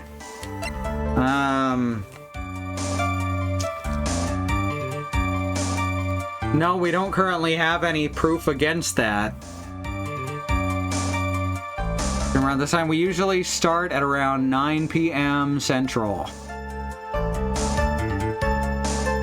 Decline to offer... Yeah, let's not do that right yet. I don't have anything to offer. See? Just as I thought. And you were lecturing me about saying things without proof. You just gave me a free pass to say whatever I want, whenever I want, silly boy. Me and my big mouth. That's the way the cookie That's the way the cookie crumbles. For you, anyway. I hope it's coming through when I'm talking into this can. I cannot condone such dirty tricks, so I took action. So what do you mean by I took action? Like I already told you, I was lying in wait close to the crime scene. Once that slimy woman came out of Juan's room, I was gonna capture her and teach her a good lesson. Something you young'uns need. Perfectly muffled? Excellent. You were going to teach her a good lesson? I was gonna make her eat the damaging beams of my ray gun. Like this! No, stop! Well, it was too bad that woman didn't come through the door that night.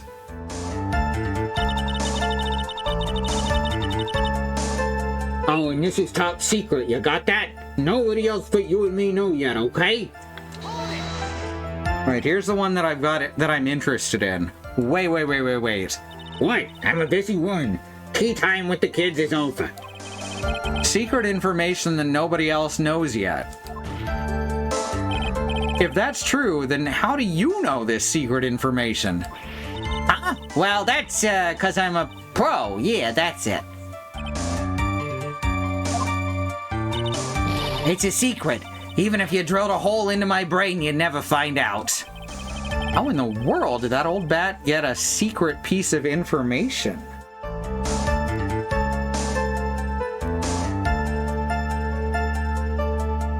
It's offering to present evidence.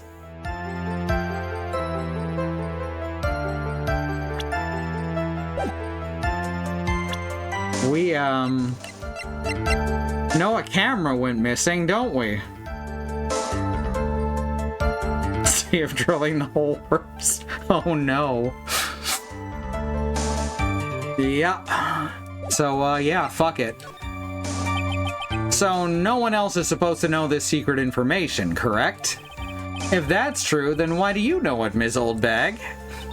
Well, why are you looking at me like that? Stop it. Witness? I hate to say it, but this is how you came to acquire your secret info, isn't it?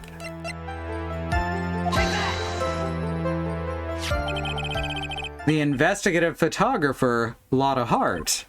Oh yes, I remember that mischievous girl. She reported that she had lost a certain note she had written to herself. She reported such a thing? On that piece of paper, she'd written down some of her impressions about the relationship between the victim and Ms. Andrews. What? Outrageous ideas, you say? No, I said impressions. Then everything written on this piece of paper is completely meaningless? Ah, that's it. That's the note.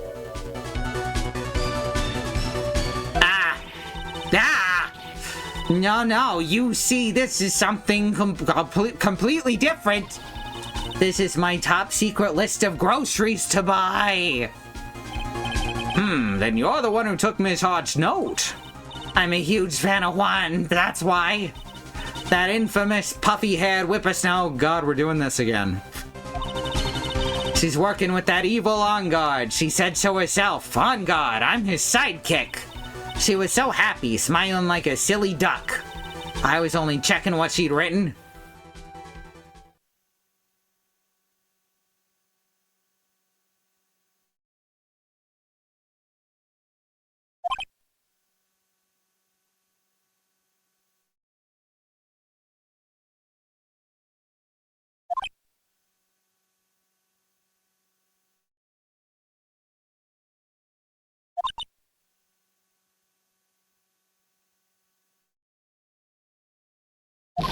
Oh, thank God. I was having to bite my tongue to keep from laughing. Oh, fuck. Edgy Poe, you believe me, don't ya? I was only trying to help out like the angel I am. It's only one little piece of paper. I've never taken anything else before. You really should come with a supply of cheese to match your vintage wine. Well, it was only a piece of paper. I suppose we can overlook this just this once. Looks like she's really sorry. Should I forgive her? What the fuck? Why is this an answer? Why am I having to pick this?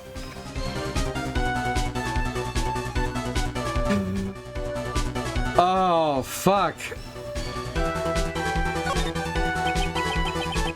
If I let up now, she'll get away. I have to find some way to inflict a deafening blow to the prosecution. Oh, welcome back. Witness? You said that the only thing you stole was that note. Is this correct? Stole? Why don't you listen more carefully, you annoying brat?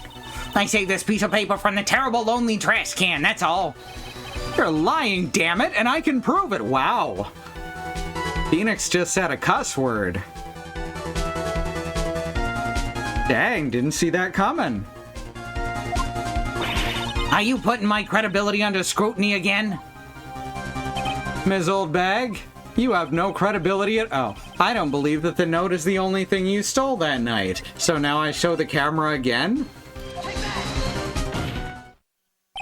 Ms. Oldbag, that note was with a camera inside its case, wasn't it? A camera? Yesterday, Lotta Hart was raising a huge stink over a camera. She kept saying something like, my sweetie $1,600 camera disappeared on me. Why? What? Witness? What is it, Gramps? If you have the note, then it's only logical that you have the camera, too. Looks like you found me out again, Sonny. Is this the camera you're looking for? That's... What? Even though I look like this, I'm still a person, you know? I still eat meals like you, I fall in love, and I borrow things from people. I think your definition of borrow is a little off. I saw that woman's business card, and that's when I noticed it said Slimebag Celebrity Photographer Extraordinaire. Well, when I saw that, I had to know what sort of pictures she'd taken. I'm a professional security guard. It's my business to know these things. Bailiff, check this camera's photos. Hurry. We must examine them at once. She's a lot. Well, Mr. Edgeworth, what do we have? There's only one photo that seems to be relevant to this case. Please present it to the court.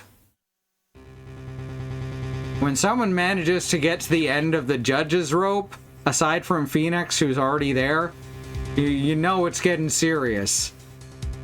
This is the Nickel Samurai. See, I told you that's the guy I saw. This proves that the witness was not lying earlier about this manor. Picture taken in the hallway right after the murder. What does all this mean, Mr. Edgeworth? This photo by itself does not prove that the person in it is the defendant. However, in his own confession, Mr. Ongard clearly stated that at the time of the murder, he was still in his Nickel Samurai costume. If that's the case, then this Nickel Samurai is the defendant.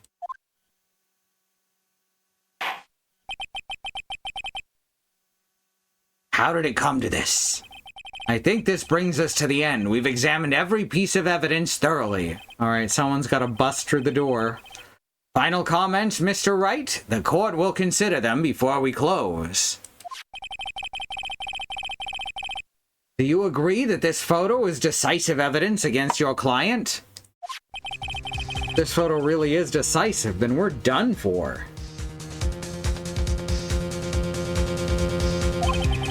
But if I raise an objection here and blow it, then I'd put Maya's life in jeopardy. I can't make a mistake here. There's only one road out of this mess.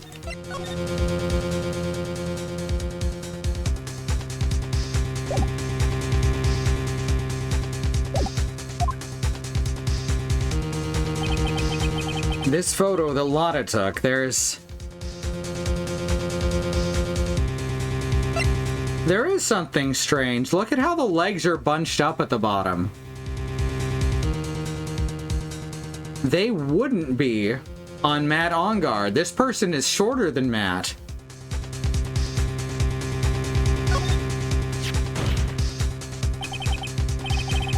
Hi there, Dr. Fun Nut. There's something strange with this photo. I knew this was coming, right? Your thoughts, Mr. Edgeworth? I think we can all agree there's nothing strange with this photo. There's no way for the defense to debunk this photo, even with a bunker buster. Debunk with a bunker buster? Is that what you're planning to do, Mr. Wright?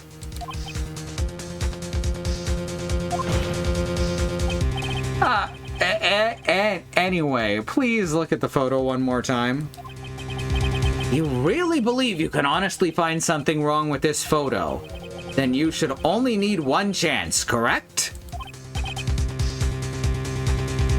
Well... I have to find something wrong with this photo. I can't let this chance go by.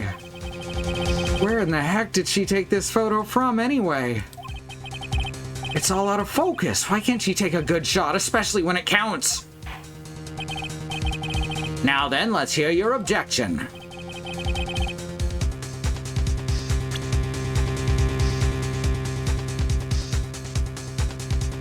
That's twice we've been told that our entire health bar goes bye-bye if we fuck this up.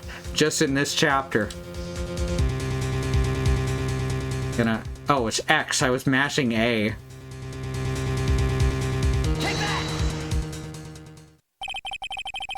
I'd like to direct the court's attention to this one area right here. What are you pointing to? His ankles? If you could see this person's ankles, that would be one thing. However, you can't. And? What does that mean? The costumed person in this photo could not have been Mr. Engarde. What's the meaning of this? I wonder if you would care to elaborate, with actual facts, that is. Let's take a look at the Nickel Samurai's poster. I mean, can you blame him? We're calling attention to a picture of feet, Dr. Funnut. You can't do that on the internet. Let's take a look at Nickel Samurai's poster. Please pay particular attention to the air around the bottom of the Hakama. His socks. You can see his socks. Thank you, Judge. That was a totally normal way to put that. Exactly. However, in this photograph, the Nickel Samurai is clearly holding his Hakama up just to walk. He's so awful and fucking fun to be around, right?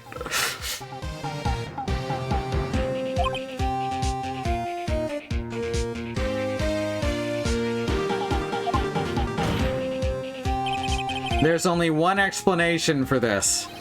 The person inside this costume is clearly much shorter than the defendant.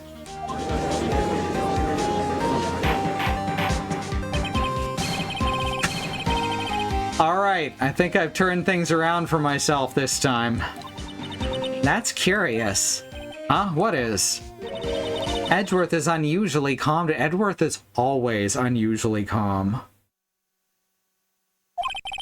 That's true. He's just letting the trial run itself, as if he's only along for the ride. This shouldn't be too big of a shock considering the last time we worked with him. Along for the ride? What do you mean by that? I can only guess that perhaps he doesn't feel under attack at all. Doesn't feel under attack? Then haven't damaged his case at all?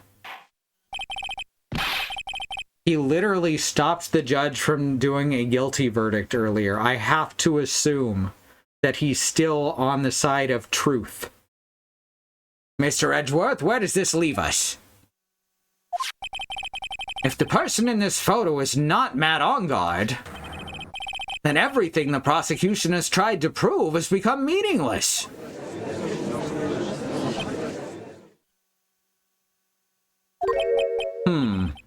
I figured it would come to this. What? Right. I have something I want to ask you.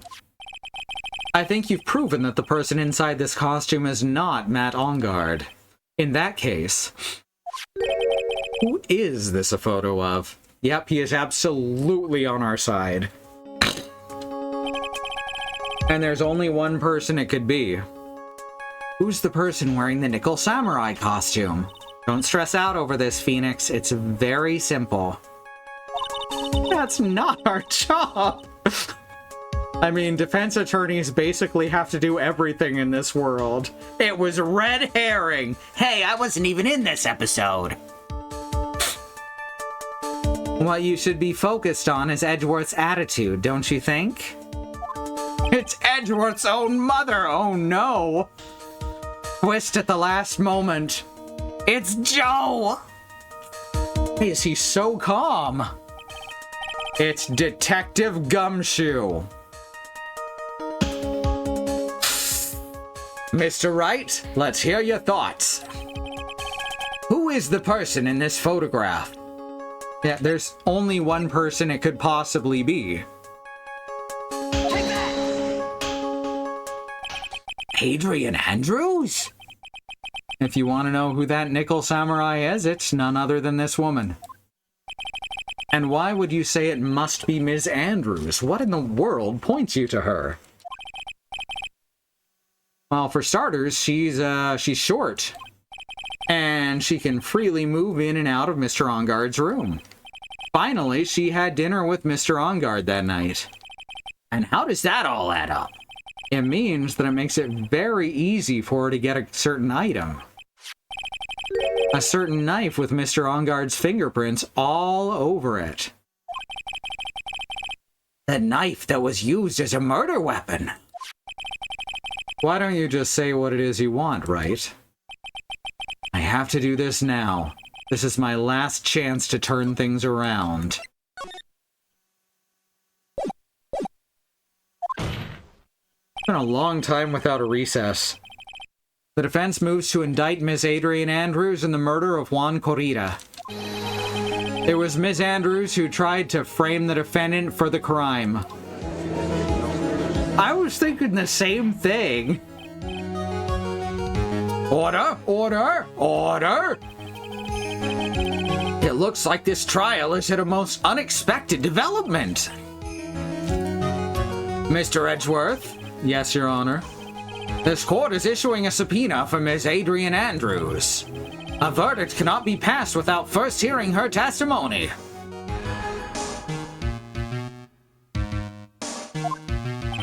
All right, this is it. This is kind of bad for us. Huh? What do you mean? If Adrian Andrews is summoned to the court as a witness, it means that the trial will go on for another day. One more day. Ah! If I don't get a verdict today, then Maya...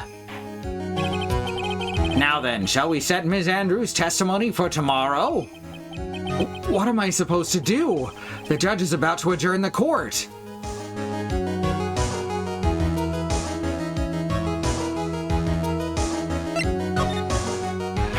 Raising objections is something I'm very good at. Now then.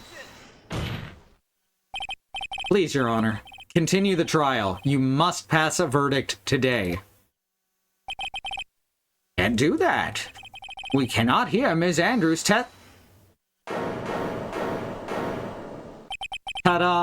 I abhor wasting such valuable time. Edgeworth!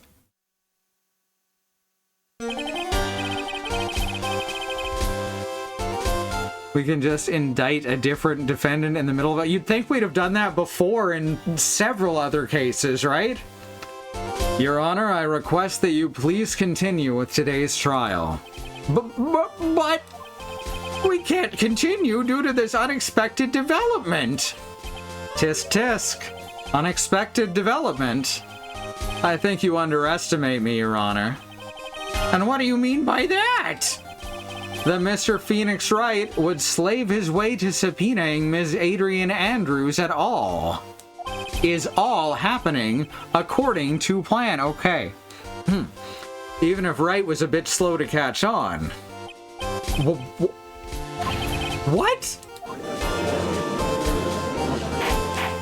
Nick still has not figured this out. It's fascinating.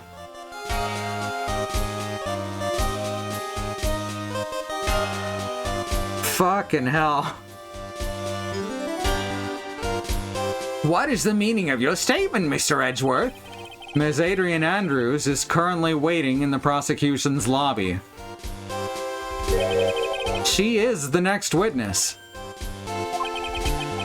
Everything was planned out in advance by that man? Somehow I knew there was no way Edgeworth would overlook Ms. Andrews. Looks like this battle is far from over. Exactly. Very well.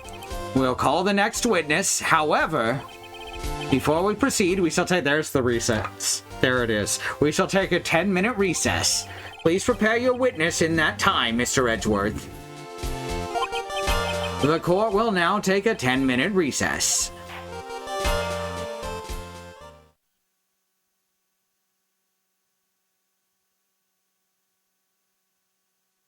Your Honor, you cannot possibly fathom the number of things I can expect. That's really good. Alright, we're gonna take a quick break. This seems like a good time to do so. It's almost, on time. It's 12 minutes early. If I'd bumbled around some of the earlier puzzles like I usually do, well, it would have been exactly 11. In any case... I'm here to remind you that there is still a civil rights movement happening around the country and the wider world. Black Americans, people of color, are fighting for things that should never have to be fought for, like equal rights, equal treatment under the law, and not to be attacked, terrorized, and even murdered by the police.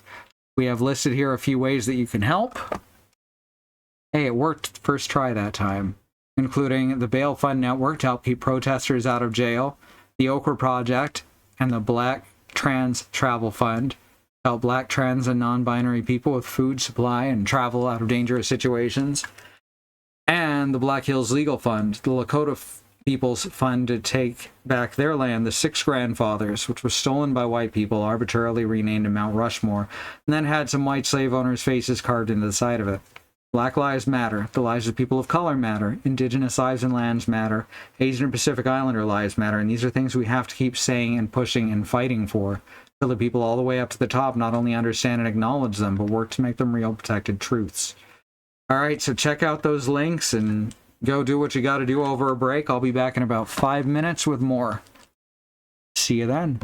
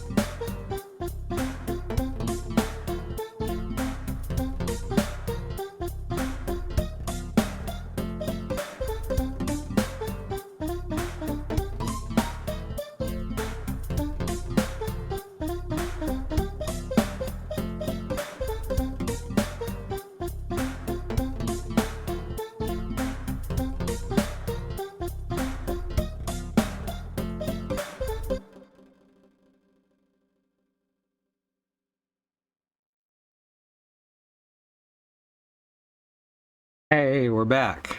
I haven't hit all the buttons. We made it.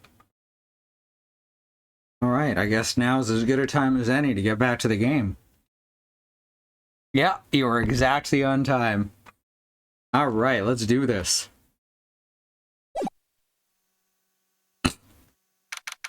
March 22, 2:14 p.m. District Court, Defendant Lobby, number 3.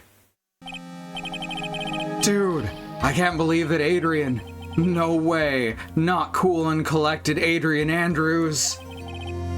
She is her manager. Would have been very easy for her to pull this off. The only person who had easy access to the knife you used at dinner was, well, her. So after the ceremony, during the break, huh? I was sleeping like a log the entire time. See, she could have also easily planted that blood-covered button in your Hakama.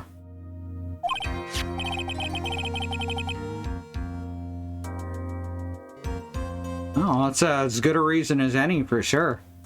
I keep remembering the fucking, Bright Cranberry commercials that came out around Christmas a couple years ago.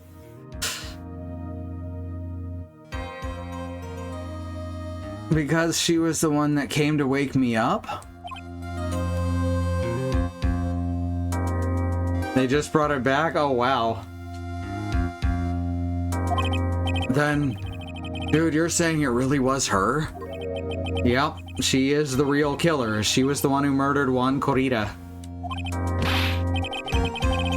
Sprite Cranberry is delicious. Referring to the drink. You might taste great too, but, you know, I barely know you. But why? I thought she was buds with Juan. She has her own agenda. Her own agenda?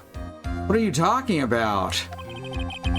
I'm sure you'll see by the time this trial's over. We'll be alright. I'll get you acquitted by the end of today.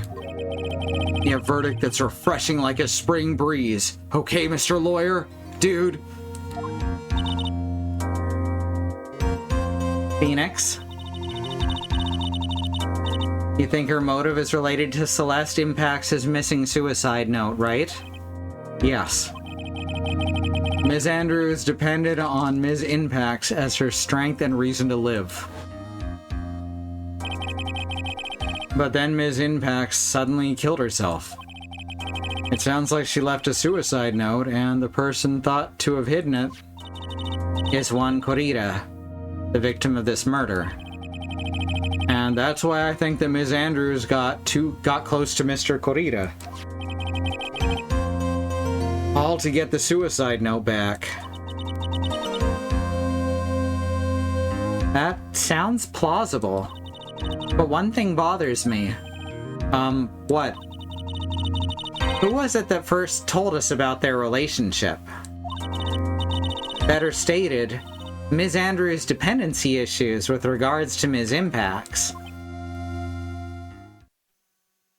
It was Edgeworth. It looks like he's still the one in command of this ship. Don't let your guard down yet. You lick him, you'll taste lemon or lime or both. Hell yeah! March 22, 2:25 p.m. District Court, courtroom number 3. Court will now reconvene. Now then, Mr. Edgeworth, if you please.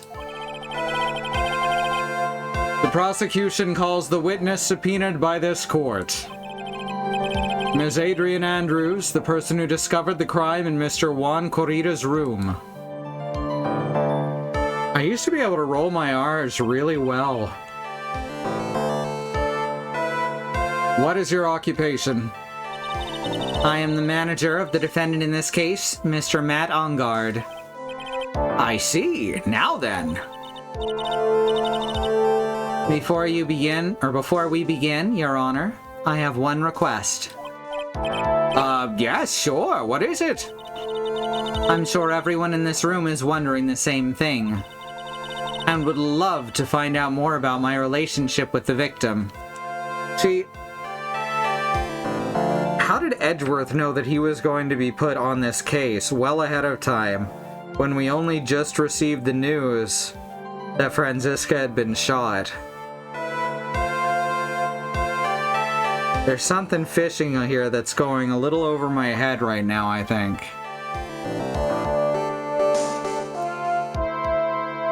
He shot her? It could fucking be. Can you imagine?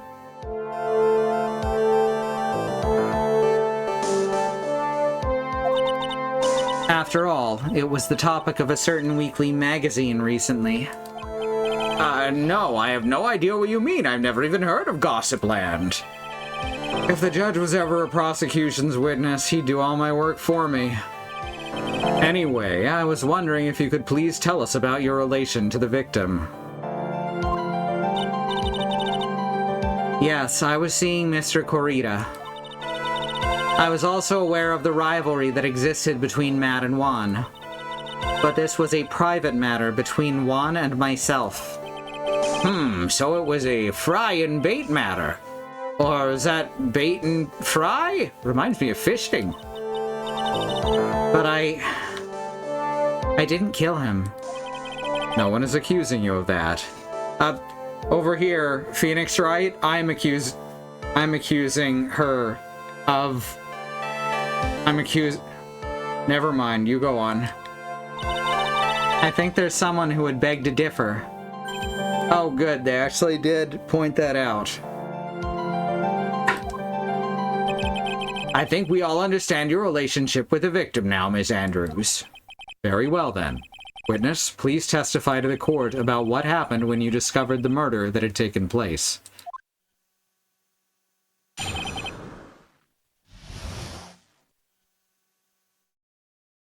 When I found the body. It was time for the show to start, so I went to get Matt from his room. After that, I went to Juan's room. And there was his dead body. I was in shock. What I saw was, naturally, the exact same scene as the crime picture photo. What I saw was, naturally, the exact same scene as in the crime scene photo. I felt as though I was about to faint, so I poured myself a glass of juice. You poured yourself a glass of juice? Yes. Sadly, I didn't remember not to touch things at the scene of a crime. And I disturbed the crime scene by moving this one thing. And that is when the fingerprints on the wine glass were made, Your Honor. Your Honor? I see. TF? Well, what's bugging you? Well, Mr. Wright, you may cross-examine the witness. Phoenix. She is one cool and collected customer, and she has the brains to match. Yes, I know.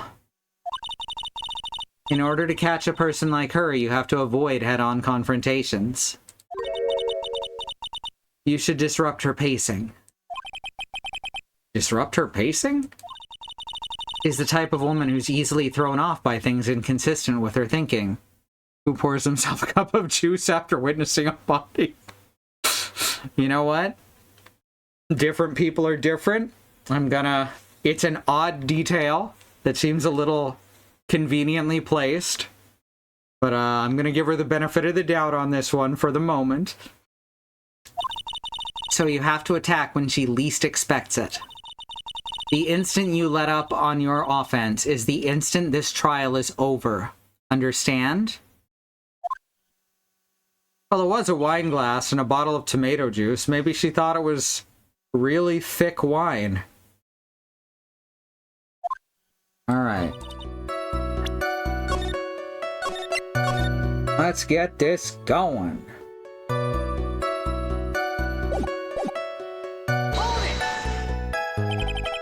And what was Mr. Ongar doing at the time? He was taking a nap.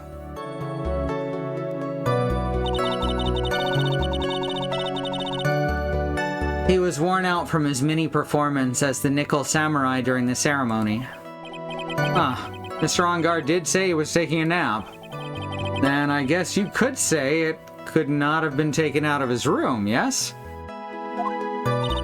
Excuse me? It? What are you... Right? I thought years of school would have taught you how to construct a sentence. If you can't make a sensible sentence with a subject, then I'll make one for you. Watch. Did you, Miss Andrews, remove Mr. Onguard's knife from his room? No. Subject, verb, object, right? Did you skip basic grammar? Now he's just being a pedantic asshole. But we love him anyway. The witness may continue. After that, I went into Juan's room. And why did you do that? As a friendly gesture, Juan was to make an appearance with the other heroes. So the show was supposed to be a show of friendship, huh?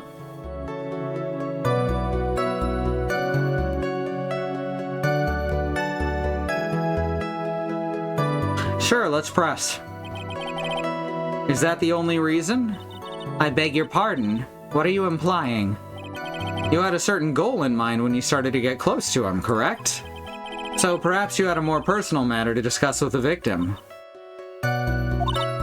Sorry, but I didn't have any such intentions in mind at that time.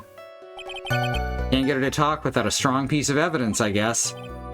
May we continue now? Witness, what did you see when you got to his room? And there was his dead body. I was in shock.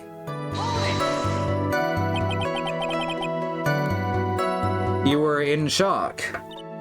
What? Was I not supposed to be? Ms. Andrews is a very calculating person, and despite how close they were, I doubt she had romantic feelings for Mr. Corrida. Anyone randomly stumbling upon a dead body would be in shock. And you can't seriously expect that a young beauty like her would not be shocked. Why did you just suddenly go misogynistic for a single panel there, Edgeworth? Somehow I don't think beauty has anything to do with being shocked or not. Thank you, Nick. Shocked and thirsty, there you go. I see. What I saw was, naturally, the exact same scene as in the crime scene photo. This is the photo you're referring to, correct? Yes, the one with the knife lodged in its chest. And the guitar case was like this too. Yes, it was open and empty, of course. And then what did you do next, witness? Alright. Well, good to meet you. Hope to see you again. Thanks for coming. I felt as though I was about to faint, so I poured myself a glass of juice. Juice? Yes, there was a bottle of tomato juice on the table, so I helped myself. But you didn't drink any of it, did you? Huh? There were no lip marks left on the wine glass to suggest that anyone drank from it. I wasn't feeling terribly great, so I set the glass down without drinking it. Ms. Andrews, I'd like to confirm with you one more time. When you discovered the body of Juan Corrida, you were in great shock.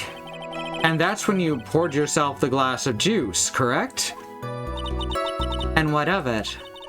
My mind really was a complete blank at the time. Your mind was a complete blank. I didn't think that was possible for you. Aren't you rude today? I was so dazed that I made one careless mistake. That one thing. What one thing? Never mind. It's no big deal. What was she starting to say just now?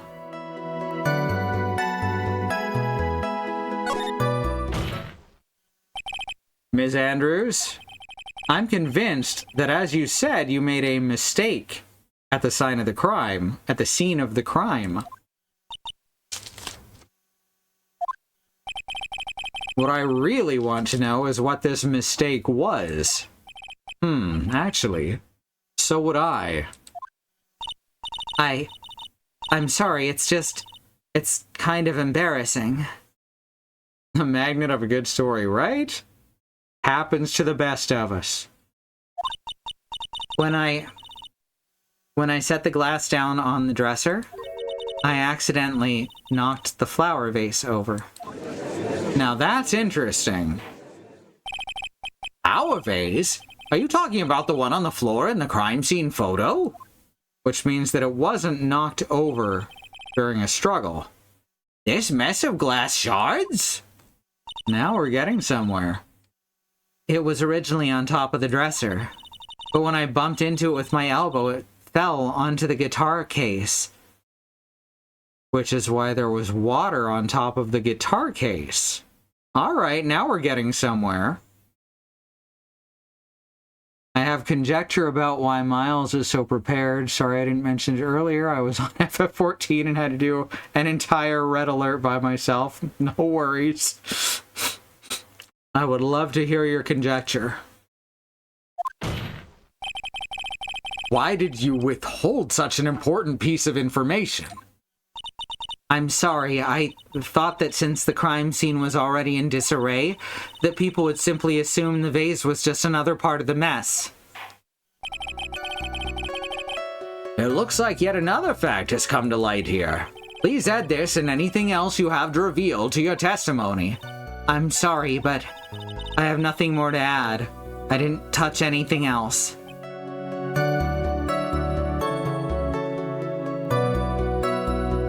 Yeah, I was thinking the same thing, Willow.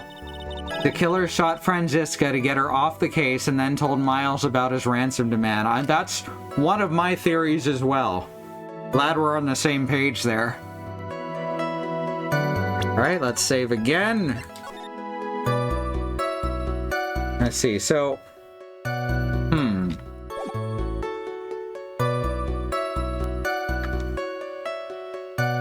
Obviously, we show her the guitar case. I cannot imagine anything else that could go here.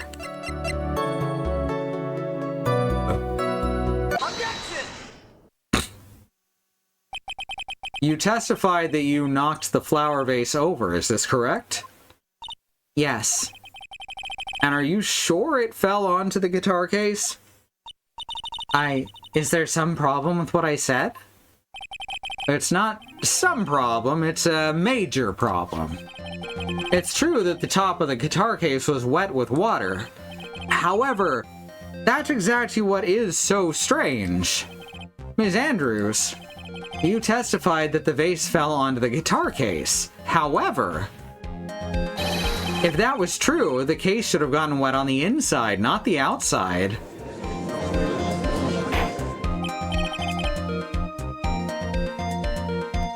Our PNG tubers are all drawn by JJ and running out of PNG Tube Remix. Nice simple program. Oh, thank you, Willow.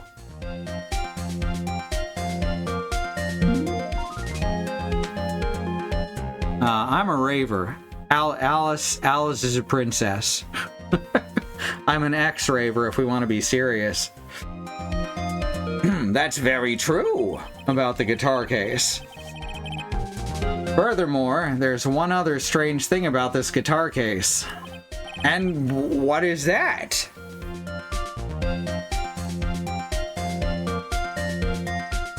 I'm curious too. Let's take another look at the crime scene photo, which is that the guitar case is open, but it was closed. The remains of the vase are scattered all over the floor. And what's wrong with that? If the guitar case was open when the vase fell, the glass shards should be inside, not outside. Ah! What is your point, right? That the case was closed at the time the vase was knocked over? Is that all? No, think back to what Ms. Andrews testified to. She said that, other than the vase, she didn't touch anything else.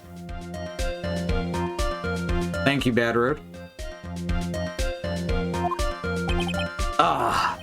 Yes, that's right. She did implicitly say... No, I guess she didn't say she didn't touch the guitar case. She said she didn't touch anything else. So I guess that's technically implicitly, but it's pretty explicit, Your Honor. But this whole matter with the guitar case is a dead end. The bright red guitar was found at the studio. It has no bearing on this case at all. That may very well be. However... the empty guitar case does seem to have no relation to this case, doesn't it? We can all agree she said it implicitly. That's true. In some form, implicit was made. It seems that there's no deeper meaning to the guitar case because Edgeworth said so, and I want Senpai to notice me. Well, Mr. Wright, do you think we need to hear more details about the guitar case? Yes, obviously. The empty guitar case. I believe this is a crucial piece of the puzzle. I can't believe anyone would reach for straws like this, but it is you. Can't believe I'm doing this either. All right, I'll follow along for now. Ms. Andrews, please testify to the court about the guitar case. Yes, Your Honor. All right, we'll see you another time. Thanks for coming. I don't remember too clearly because I was a bit dazed. I suppose I must have opened the guitar case after I knocked the vase over? It's not a big deal though, right? The case was empty after all. As for why I opened the case, even I don't know. See, that's just even stranger. One of the big themes is the more times they lie, the more lies they have to keep track of. Which is actually a pretty good thing to understand. Unlike most elements of police work. It looks like this really wasn't a very important point. God damn it, Judge. This wastefulness is such a familiar feeling by now that it's almost comforting. Anyway, I'll just go ahead and start the cross-examination. Using any way to change the topic. A convenient escape for a weak man. Wow. Edgeworth is coming at Nick harder and harder as the case goes on. What a tangled web we ply when we go to testify. That's beautiful. That's perfect. Very proud of you. Alright, let's see what we have now.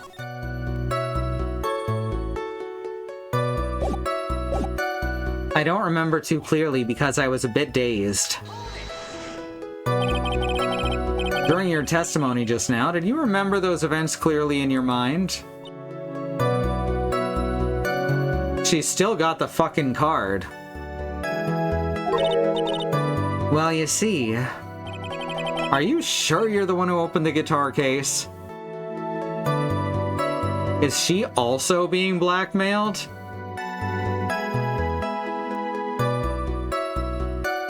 You say you were dazed, but it happened at night.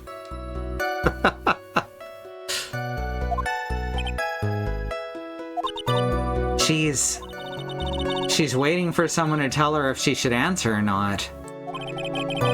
Sounds like her dependent side's taking over. She's stressing. Well, Miss Andrews? Yes, it was me. I suppose I must have opened the guitar case after I knocked the vase over.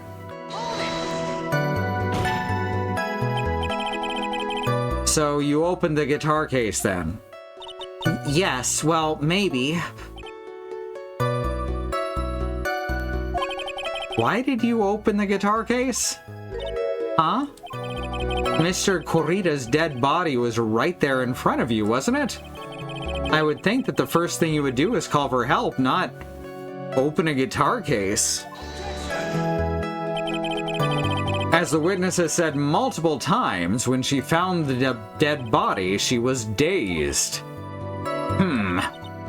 Maybe I was curious to know if the bright red guitar was all right or not. I thought maybe the criminal took it. Why would she care about the bright red guitar? Because she thinks that's where the note was sent, maybe? Or was stored, rather? Possible? But getting back on topic, it's not a big deal though, right? The case was empty after all. Was it really empty? I was just wondering if maybe when you opened the case, the guitar was still inside. How long have you been a lawyer, Mr. Wright? Have a little professionalism. The bright red guitar was found at the studio. These trials would be over in half the time if you would just pay attention. Yes, pay more attention, Mr. Wright. Sorry. As for why I opened the case, even I don't know. Was that because you were shocked and dazed at discovering the victim's body? Yes, that's probably it. I'm getting nothing here except that she's freaking out.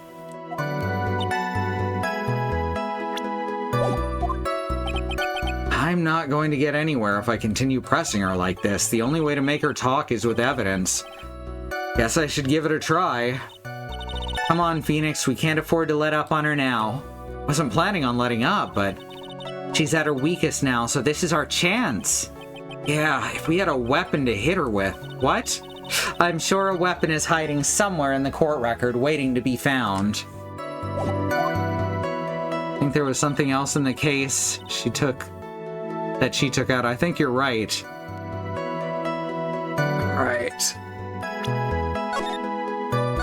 Alright.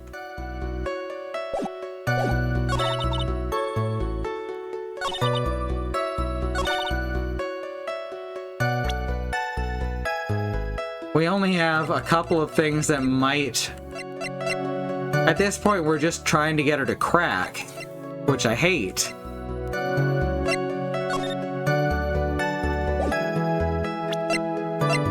We keep going back and focusing on the guitar, though.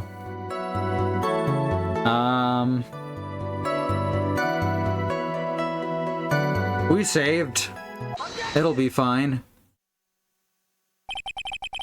There's no way... Oh, hey, it worked. There's no way you were the one who opened the guitar case.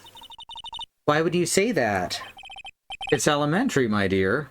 Your fingerprints weren't on it. Because the only fingerprints on this guitar case are those of the victim. Yeah, I actually figured that part out after I decided to push with this. So that's kind of fun. Ah!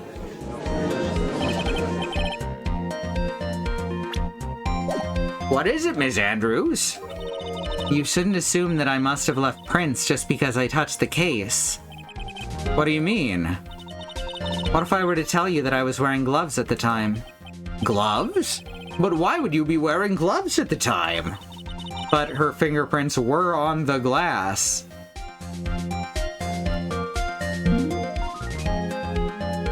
It was the night of the award ceremony, so of course I dressed up for the occasion. Yes, now I remember. I'm almost sure I was wearing a pair of thin gloves. I see. Well, Mr. Wright, it seems the witness was wearing gloves at the scene of the crime. Now that's strange. You were wearing gloves. Isn't that a little strange? Why is that strange? Do you have something that would prove I was not wearing gloves at the time? Yes. I have your proof right here, this wine glass. A wine glass? You left your fingerprints very clearly on this wine glass. Ah! Even if you took your gloves off when you poured yourself this glass of juice, wouldn't you think it was just a little strange that you put your gloves back on just to open the guitar case? Hey, her glasses, she had another pair of glasses. Her glasses exploded, but she had more. I like that.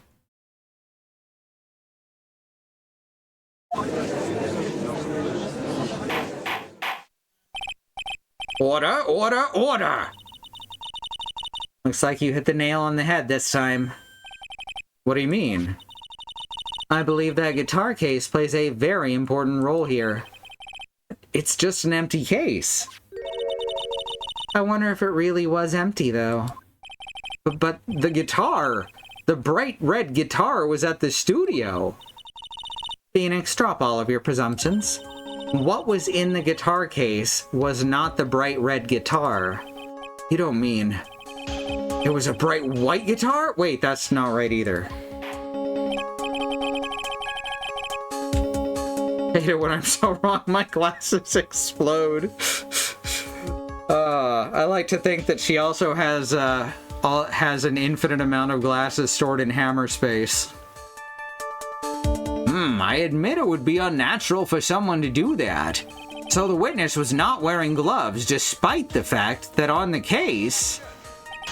Your Honor, this is obviously the defense's usual misdirection tactic at work. Steer the court towards an unrelated topic and lull us all into his No, Your Honor.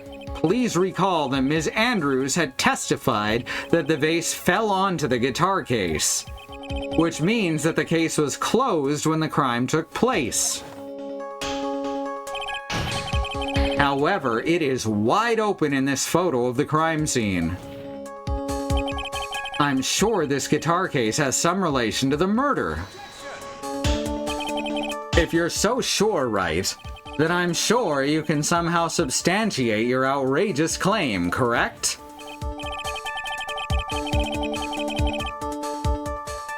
Please, enlighten us as to why that guitar case has anything at all to do with the murder. But I can't drop my presumptions right here in court. Everyone would see my briefs. Very nice. Another samurai outfit in the case, eh? Can you do that, Mr. Wright? Well, let's suppose for a second that the bright red guitar was not the only thing that could have been in the case. The bright red guitar not being the only thing? Not the only thing. You don't mean to suggest that a bright So you intend to push your theory that the case was not empty. Is that it, right? I wouldn't say something I didn't intend to prove.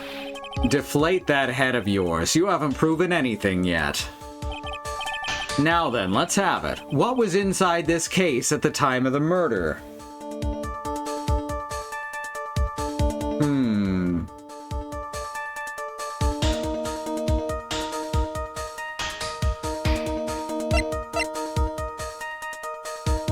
Another... The dishes. I'm going with Willow there. This is a photograph. Yes, but what's important is what's in the picture, Your Honor. In this picture? It doesn't take a genius to see what I mean. What I'm proposing is... inside the guitar case was the Nickel Samurai, the hero's very own costume. What? Look at this photograph! Mr. Wright, explain yourself! Right, are you saying that the witness opened the guitar case to take out a costume? What insane point would there be to doing something like that? That point would be to wear the costume, of course. Ms. Andrews put it on to hide her identity so she could make her escape. Which means that someone removed the guitar and put in the costume. And it would have to be Andrews. Well, dang. After all, you couldn't let anyone see you leave, could you, Ms. Andrews? I refuse to accept your theory. Do you have anything to support such a preposterous idea? Just outside the door was an investigative reporter who was starving for a big scoop. And in the end, she managed to get this shot, correct? You mean this photo? That's right. Order! Order! It looks like we've wandered into quite another mess again, haven't we? This always seems to happen when you're here, Mr. Wright. Nice job, Phoenix. Well, you know my strategy. Speak first, think later.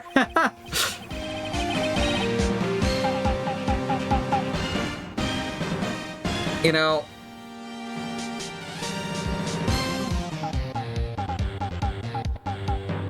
My brain's frying. I'm trying to think of what I'm trying to say here. Wow, okay. I cannot think of the word. Or when a doctor... Diagnose, there we go. Sometimes you just have to sound it out loud. I'm not one to give diagnoses, but Phoenix Wright definitely has an ADHD style of defense. She just wanted to get the costume out of there. Maybe she didn't frame him. That's also very possible. Which then leads us to who the actual killer is, which would be DK, for lack of a better name. So the real murderer was hiding inside a costume. Which means he set her up to take the fall while making it look like he was trying to set up On Guard. Who thinks this far ahead? Yeah, DK. Donkey Kong, totally. I think Donkey Kong and the killer are one and the same. That's gonna be the big twist. Wait, hold on a second, Your Honor. The Nickel Samurai's costume would have been Mr. Matt Onguard's. Why would something of the defendant's be in the victim's room? And inside the guitar case of all places. True, that is a little baffling. Mr. Wright, the court would like to hear your thoughts. I mean, it's a separate costume, right? What was this Nickel Samurai costume doing inside the guitar case? The spare costume. Mr. Onguard did not take his costume off during the break period. In that case, the costume we're talking about was a spare one. What? Then, are you saying that on the night of the murder, there were 2 Nickel Samurai costumes at the Gatewater Hotel? Yes, that is exactly what I'm saying. And how do you explain the costume that was inside the guitar case? It would mean that the victim himself had brought this spare to the... Oh my god, is that what we're coming to? He brought it because he was afraid that Matt Onguard was not... Oh god. Impossible. 2 costumes? But why? The victim, Mr. Corrida, was the Jammin' Ninja. Why would he secretly bring the Nickel Samurai spare costume with him? What could be the reason behind such a peculiar act? And therein lies the sticking point. Objection! That's true, Matt didn't know about the press conference. I'd forgotten that, thank you.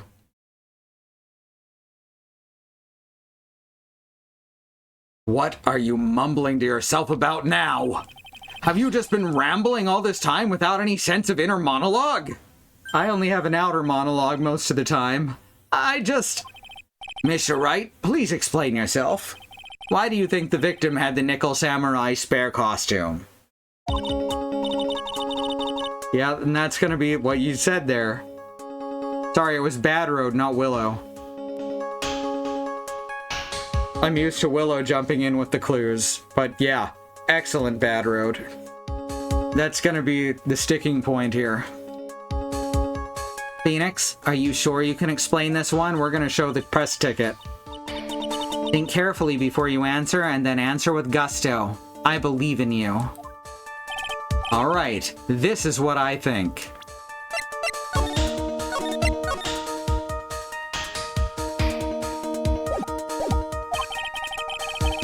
The reason the victim brought the Nickel Samurai spare costume to the hotel was... What's this? On the night of the murder, after the stage show, the Nickel Samurai was going to hold a special press conference. Be safe and save anyway, yep. I've seen what happens when I don't, or if I save at the wrong place in that one case. The Nickel Samurai was going to hold a special press conference. Press conference? Yes, the Nickel Samurai was supposed to confess something at this conference. I heard about this as well. For once, you're not making something up, right? But what struck me as strange was that Mr. Engard himself said that he had no idea he was supposed to be holding a press conference that night. Did Adrian kill Juan because the press conference was to announce that Juan would replace Matt as the Nickel Samurai? Ooh. But how can that be? The way I see it, that can mean only one thing. The conference was set up by none other than the victim, Mr. Juan Corrida himself. Victim? Yeah. The spare Nickel Samurai costume was prepared for that very conference. Mr. Corrida was going to hold the press conference as the Nickel Samurai. It'd be a hell of a practical joke. He was going to dress up as the Nickel Samurai and hold a conference?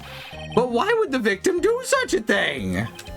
That's something I don't quite know yet. However, what I am concerned with right now is what he intended to reveal at that conference. The Nickel Samurai was going to confess something. And by confess, I'd wager he was going to reveal something about himself. Which means that Juan Corrida, posing as the Nickel Samurai, was going to speak about Matt Engard. Yes, I guess that is what it would mean. But if that's the case, that's not a confession, that's public disclosure. Yep. Huh. Miss Andrews? I can see why you're pros at what you do. Pardon me? Yes, just as you say, the press conference was set up by Juan. Miss Andrews, please offer us an explanation for this. I was the one he asked to help set it up. And the person who prepared the second costume for him, that was also me. You? Juan had bet everything on Jammin' Ninja this year. And if he lost the Grand Prix, he was gonna make sure Matt was going down with him. That's what he thought, anyway. He was going to ruin him, huh?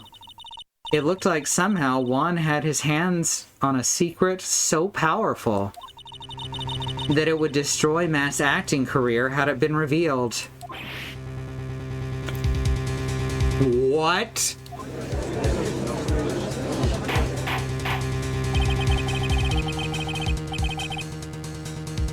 Did Adrian kill Juan because the press conference was to announce that Juan... Okay, and then next. She opened it looking for the costume. Yes, that's exactly what I think as well. And do you know what this secret of Mr. Engard's is, Ms. Andrews? Well, that's something only Juan knew.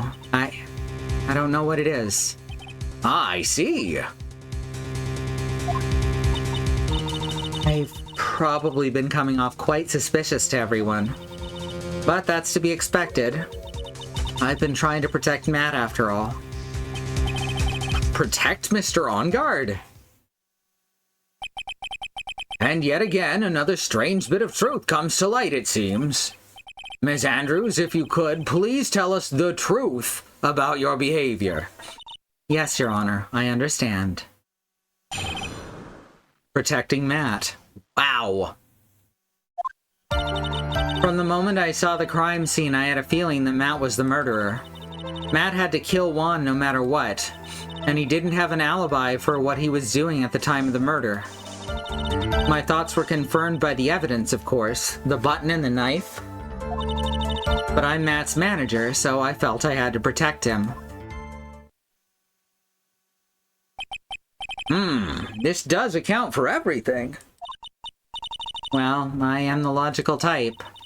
We're finally seeing her true self. She's more nervous than a scared rabbit. If the defense can find no fault in this testimony, I'm ready to make a ruling. Please keep that in mind as you cross-examine Mr. Wright. Looks like somehow everything swung to the opposite side of the scale again. That just means I have to put my weight into this and turn her logic upside down.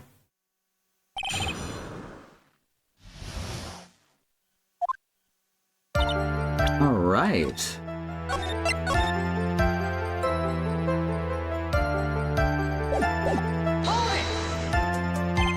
Would you say that was your intuition speaking to you? Don't confuse my methods of reasoning with your own. Oh.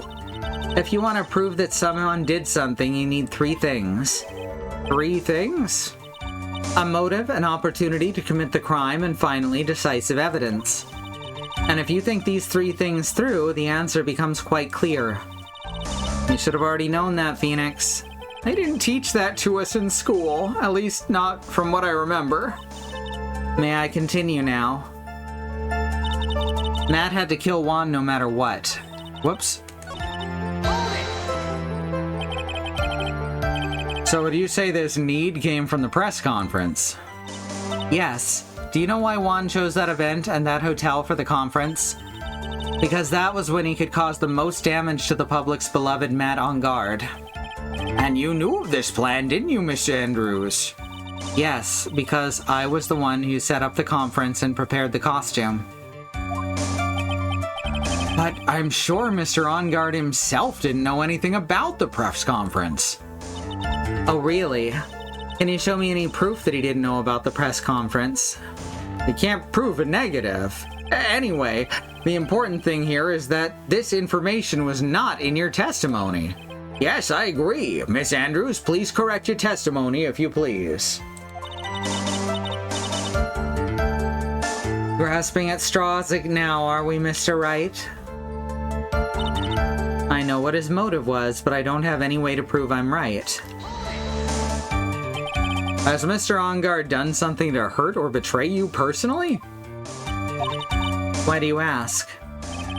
You were the one who helped Mr. Corrida with his press conference. And that event was supposed to bring down Mr. On Guard, yet you still helped out. Objection! The person on trial right now is Mr. On Guard, right? What the witness was thinking helping the victim with his plan is none of our concern. In any case, this means that the defendant had a motive to kill. Why do I keep doing this to myself? Mostly because it's very easy to hit the L button a few times. And he didn't have an alibi for what he was doing at the time of the murder. But didn't you already testify earlier that Mr. On Guard was taking a nap in his room? Are you telling me now that that too was a lie so you could cover for Mr. On Guard? I'm not telling you anything of the sort. When I went to get him for the show, he honestly was sleeping. However, as to whether he was sleeping the entire time, that I can't say. I was too busy setting up the stage at the time. I keep trying, but I can find no flaws with what Ms. Andrews has said. I can't say the same for some people here in this courtroom, however. The judge is glaring straight at Mia. He's glaring at you, smartass.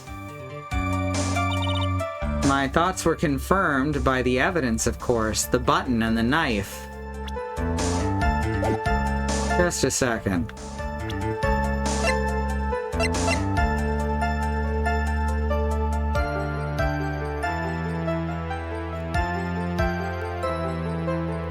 I thought so. I don't know for sure, but she sure has avoided saying anything about the scarf, huh?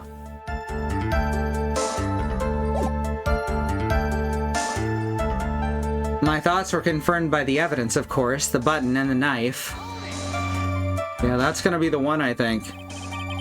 You can hardly call the knife decisive evidence. The fingerprints on the knife could very well be a clever camouflage. Then what about the button? The button? It's clear from the crime scene that the victim had his murderer fought. And during the fight, the killer ripped the button from the Jammin' Ninja's costume. You're talking about this button, correct? That button was found in the pleats of Matt's Hakama, isn't that correct? I would think that makes it very decisive evidence. Looks like you were outfoxed again, Mr. Wright. Anyway, the knife doesn't prove a thing. Please fix your testimony. I can't stand the sight of a man who can't gracefully accept defeat. Thank goodness Mia can still look at me. With an icy stare, yes. So even his inner monologue people occasionally hear, which means he does say it out loud, which is kind of funny. Ms. Andrews, for Mr. Wright's sake, please add this information to your testimony. All right.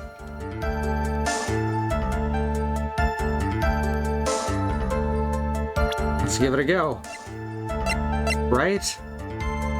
Mia can always hear it? That's very possible. Objection! Oh. Yep.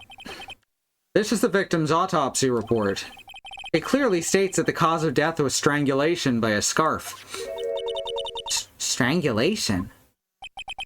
The knife stab to the victim was done after the victim had already died. And what does that mean? Let's examine the evidence. This button has the victim's blood on it, which would mean that it was ripped off the costume... when? After the knife was stabbed into the victim. Exactly, which means it's impossible that this button was torn off during the victim's final struggle. Because the victim was strangled to death in that fight. That's right, Ms. Andrews. There is no way this button was ripped off during the struggle. This button was consciously pulled off of the victim's already dead body.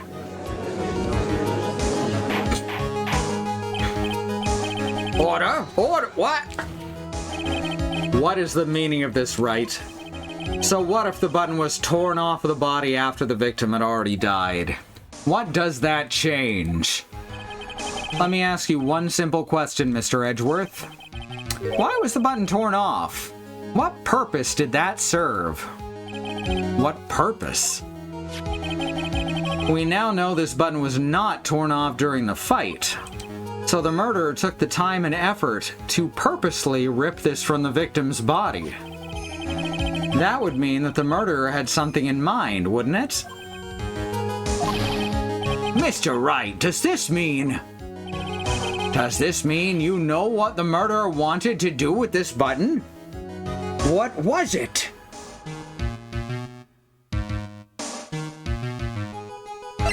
Again, very obvious. Still gonna save though.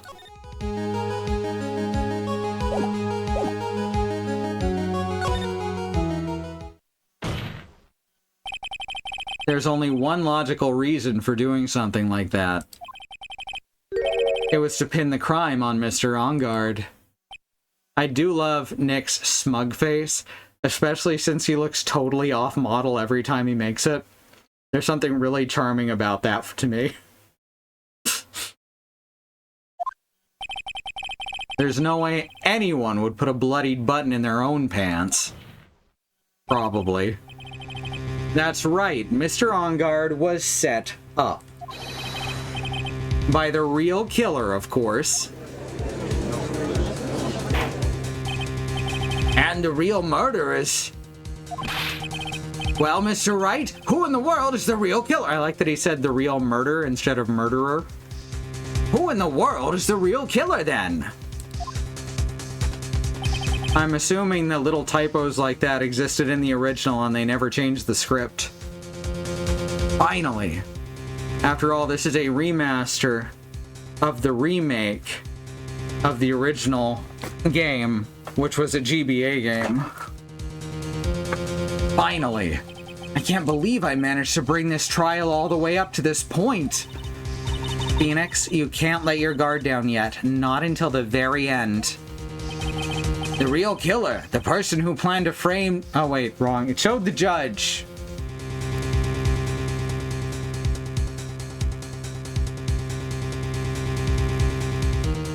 There's only one person we can clearly say could have done this out of all the people we have available. After all, we can't just say the killer. That'd be silly.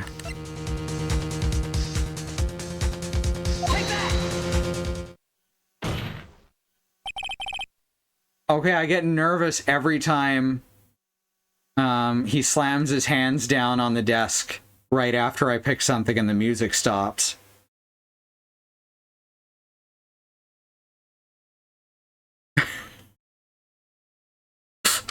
Because that's what happens usually when you get something wrong. Ms. Adrian Andrews, I choose you. You are Mr. Corrida's killer. Use Thunderbolt. What? Oh, more exploded glasses. Order, Mr. Wright. This is a very grave matter. Do you have any evidence that supports your charge?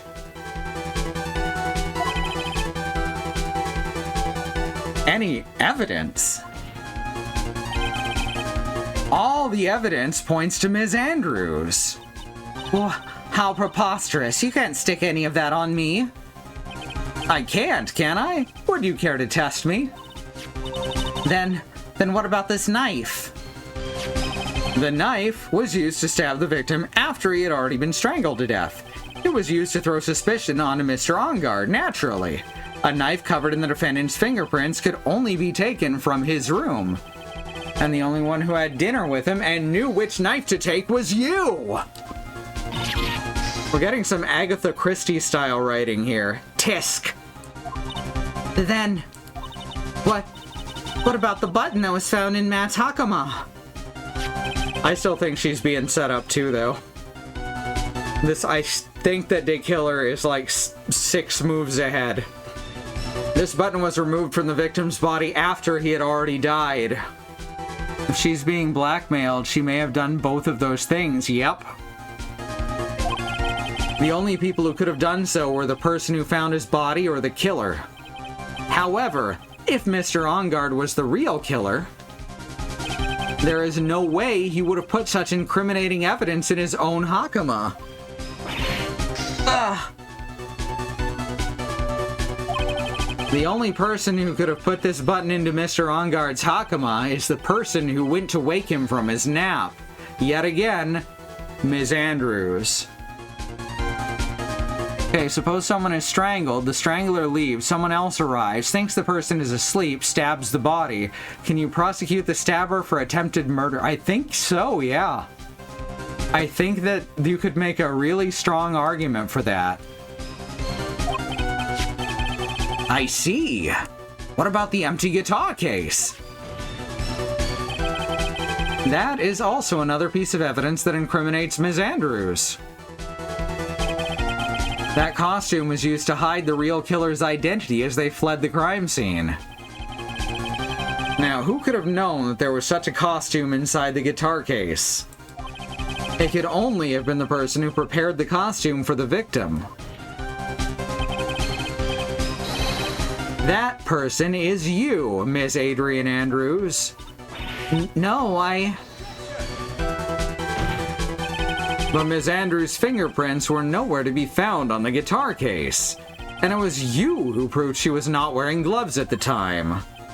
That's right! That's because she did not intend on leaving any prints.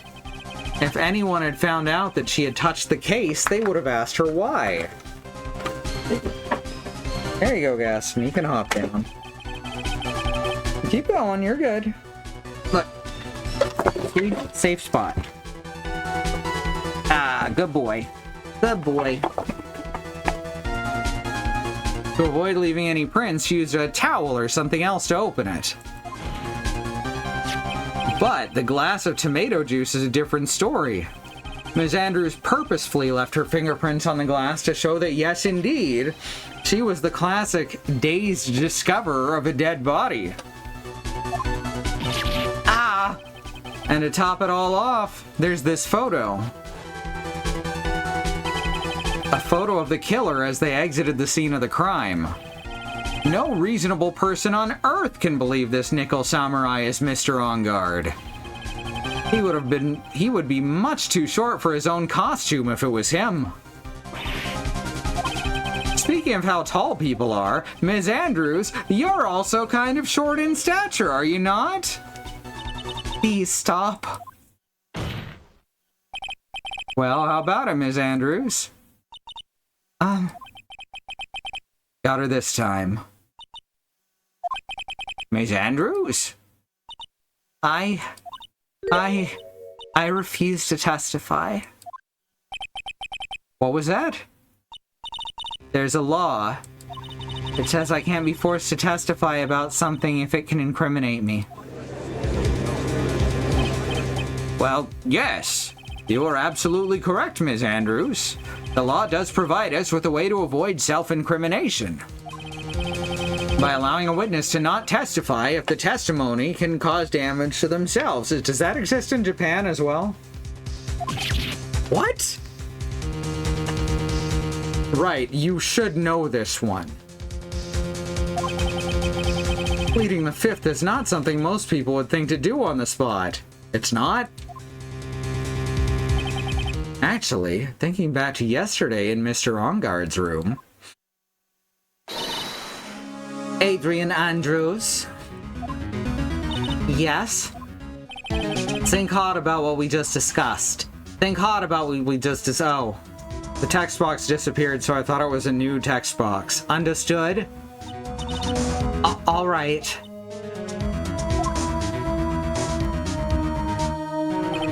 That's it. That's when Franziska planted this idea into her head. She must have told Ms. Andrews to not testify if things look bad. You did a good job proving everything up to this point, Phoenix. But there's still one thing you haven't done. Something I haven't done? What's wrong, right? You finished already? You run out of evidence? What's so humorous, Mr. Edgeworth? I'm sure you realize this as well, Your Honor. But everything the good lawyer here has proven up to this point is meaningless. What? Everything you've proven is circumstantial. Circumstantial? Yes, circumstantial. You have yet to provide a single piece of definitive proof. Proof that Ms. Andrews did in fact harbor a wish to murder Mr. Kurita.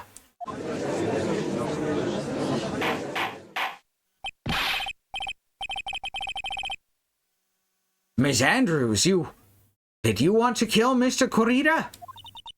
I believe this may lead to me incriminating myself, so I will abstain from answering. Since Phoenix accused her before she took the stand, she really should have invoked it before taking the stand. Yep. On a deposition, you can invoke the fifth for individual questions, but not in a trial. Unless the right against self-incrimination is different in Japan or whatever part of California they're in. Oh, I like California. That's from yesterday, right? But Ms. Andrews, if you do that, it would be the same as admitting your guilt, don't you think? Maybe so, or maybe not. There's nothing to prove it either way. Besides, you don't even know what crime I'd be guilty of due to my silence. No, she's taking that defiant attitude again. Mia, what should we do? Somehow we've landed in the worst possible situation. I think we've reached a certain conclusion at this point in time. Miss Adrian Andrews has refused to testify, and the defense's theory that she is the actual murderer has not been fully substantiated with solid definitive proof. But That's not true. In this situation, there's only one thing this court can do, and that is to declare a recess. A recess? I request that both the prosecution and the defense look further into this matter. And at tomorrow's trial... Tomorrow? We don't have a tomorrow. If we don't get a not guilty verdict today, then...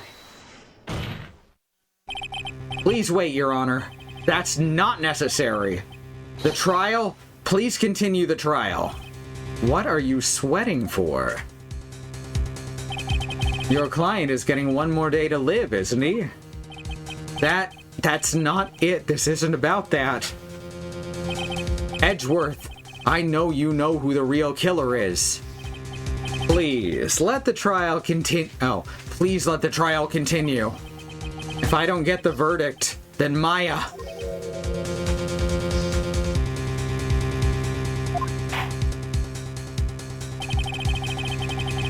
But it's impossible to continue as long as the witness refuses to testify. Now then, this court is... Now Edgeworth knows what's up. It is not impossible for this trial to continue. Mr. Edgeworth, what are you... It's true Ms. Andrews holds the right against self-incrimination. However, if the topic of conversation were something unrelated to whatever she may be guilty of, so now he's not going to draw it out like he'd planned to, then she has no right to withhold testimony. Yes, that's very true, but actually there's one little thing that I'm curious about. Ms. Andrews, when you found the victim's dead body, you poured yourself a glass of juice. Yes, and? Oh, she's good at improv. I can't help but think how unnatural that is. Finally! Usually when one finds a body, they're shaken up, not stirring a glass of juice. So my actions were unusual, but I've already... Before you speak, I want to state that if you have a reason behind your actions, I would like you to testify to that effect. Testify? Your Honor, I would like to request that the witness testify again as to what happened when she first discovered the victim's body. Whatever we find out in this testimony should in no way implicate the witness. Miles Edgeworth's case ruined by his delight in proving other people wrong. Oh, fuck.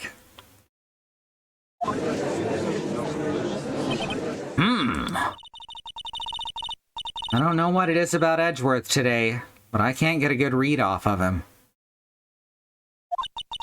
Is he friend or foe? Just don't know.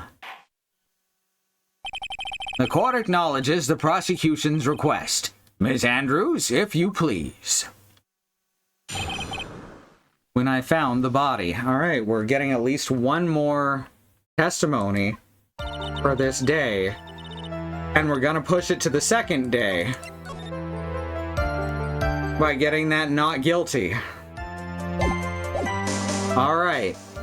That glass of juice, I didn't really pour it for myself.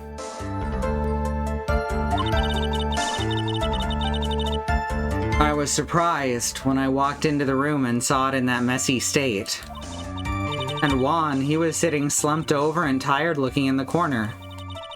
When I saw him sitting like that, the thought that he was dead didn't cross my mind. To be honest, I thought he had just fainted or something, so I went to pour him some juice. When I realized that he was dead, that's when I knocked the flower vase over. So you poured that glass of juice for the victim? Why didn't you say so in your earlier testimony? I didn't think I needed to include something so trivial. Phoenix, be careful here. If you can't find anything wrong with this testimony, then there's nothing left.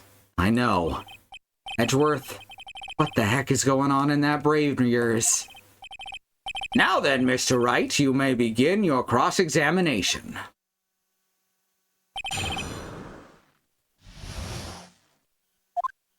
Alright.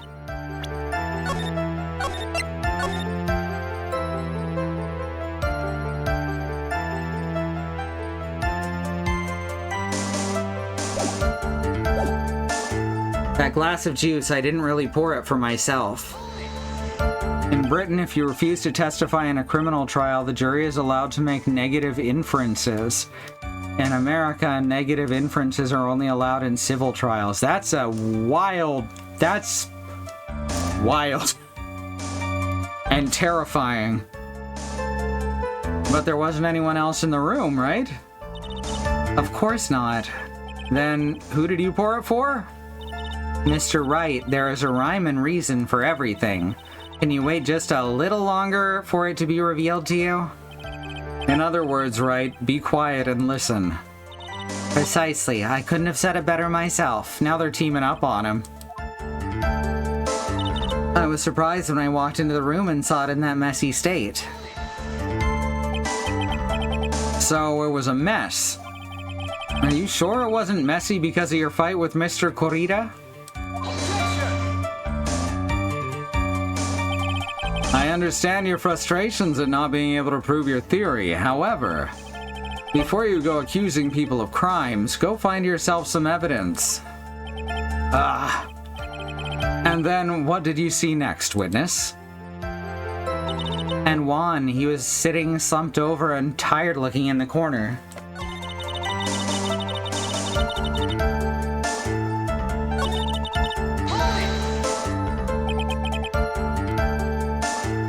Slumped over? Yes, he was just sitting there with his head tilted forward, eyes closed. He really looked like he was sleeping. Is it just me, or did that right there sound a little odd? When I saw him sitting like that, the thought that he was dead didn't even cross my mind.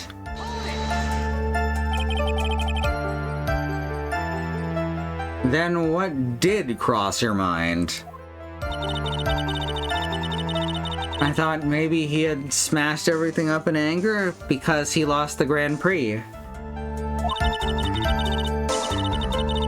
And then felt tired after his rampage, so he decided to take a nap. Anyway, that's what I thought. The knife makes it kinda difficult to believe she thought he wasn't dead, right? I see, so you didn't think he was dead at all. To be honest, I thought he had just fainted or something, so I went to pour him some juice. You thought he fainted? I thought he was asleep, but then the room was in such a messy state. I thought maybe he'd gotten into a fight with someone. And that's when you went to pour the glass of juice? Yes. He always had a hard time waking up, so Juan always has a glass of tomato juice to drink. I see. And after that, what happened next? No, I'm,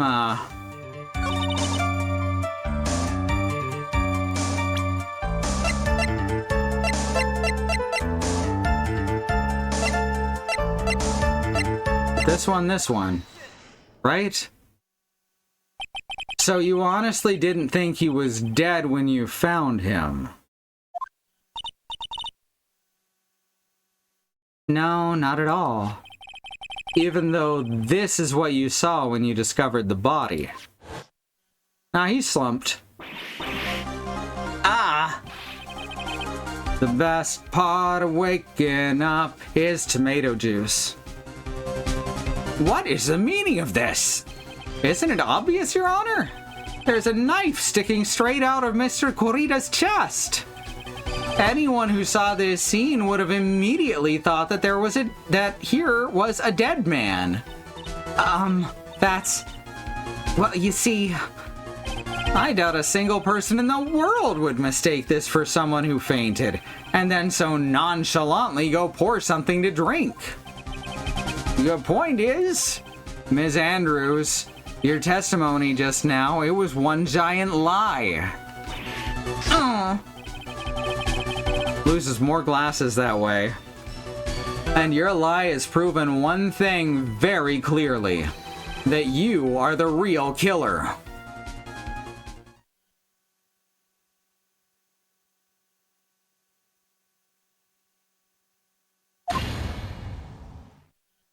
That is a big loud no. It looks like the defense has somehow brought the ugly truth to light. The defendant, Mr. Matt Ongod, is not guilty after all. But that's impossible. You're wrong. Miss Andrews, try to have some composure. It wasn't me. It wasn't me, I tell you. It was Matt. I swear it. He's the one who killed Juan. But you were the one who refused to testify. And your reason for not doing so was that you might end up incriminating yourself. That's because... Miss Andrews, I will give you one last chance. What exactly are you hiding that may incriminate you? I refuse to testify. Everyone's being blackmailed. You're being blackmailed. You're being blackmailed. Everyone's getting blackmailed. I was also thinking we might be defending Adrian. Then there's no need for this court to continue any further. Mr. Matt Gongod's innocence has been clearly demonstrated. Is it over? And that's usually what he says when he loses. Have we found the truth at last? What's wrong, Phoenix? Usually the real killer confesses his or her guilt. And now that I think about it, this is the first time someone hasn't. Now then, I would like to hand down my verdict for Mr. Matt Ongod. Objection! Your Honor, the prosecution feels that it would be premature to pass down a verdict at this time. What? The reason's quite simple. This witness has yet to speak the absolute real truth. The absolute real truth? What are you... Witness, don't you understand yet? Now we're gonna get to the bottom of it. Huh? Or at least the top of the bottom. Top of the bottom to ya. I don't know who planted this silly idea in your head. But as long as you protect yourself through your silence, Matt Ongard will go free, and in his place, you will become the guilty party. That's a lie. I don't believe you. What? I was told if I spoke, then it would be all over and Matt would never be declared guilty. What in the world is she talking about? Has she lost it? I can't speak about it. I'm too scared. It's Franziska von Karma. Huh? Don't you remember, Phoenix? Ms. Andrews lives by gripping tightly onto the words of another. Because she doesn't have the strength to believe in herself. Then right now, Ms. Andrews is... Yesterday, she was tossed a lifesaver by Ms. von Karma. Don't say a word, no matter what happens. If you do, Matt Ongard will be acquitted. Ms. Andrews undyingly believes in those words right now and is clinging on to them. And what should we do? This is the first time I've ever come across anything like this. But Ms. Andrews has to be the killer, right? All we have to do now is get her not guilty. It's my only priority. It wasn't me. I'm begging you. Please believe me. I didn't kill Juan. Help. Please, someone help me. Mr. Wright? Yes, Your Honor. The court can't continue on like this, therefore I'd like to hear what you intend to do. What I intend to do? What am I supposed to say? Right, I suggest you think very carefully about this. What? Think about what this witness did and what she did not do. And think about who is the real mastermind behind this crime. Who's the real mastermind? Isn't that obvious? There's no one else it could be except the woman crying over there, right? Come now, what will you do? What kind of man are you, Mr. Phoenix Wright?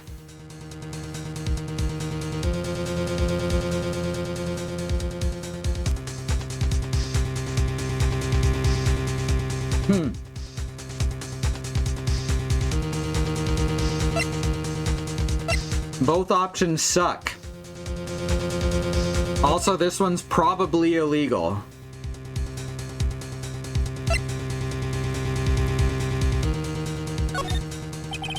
No matter what she says, Ms. Andrews is the only person it could be. Not to mention, I mean, it might be someone else, but that does mean that Matt may not be guilty. Go for the illegal one. I have a feeling it doesn't matter what I chose there, though. Not to mention, I don't have a choice. I have to win a complete acquittal today. Your Honor, the defense believes that there is enough evidence to substantiate our claim. Therefore, we motion that this court passes a verdict of not guilty as soon as possible. I'm disappointed in you, Wright.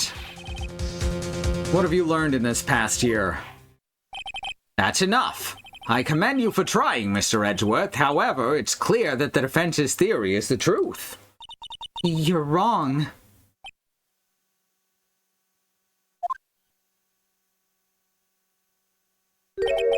What a shame.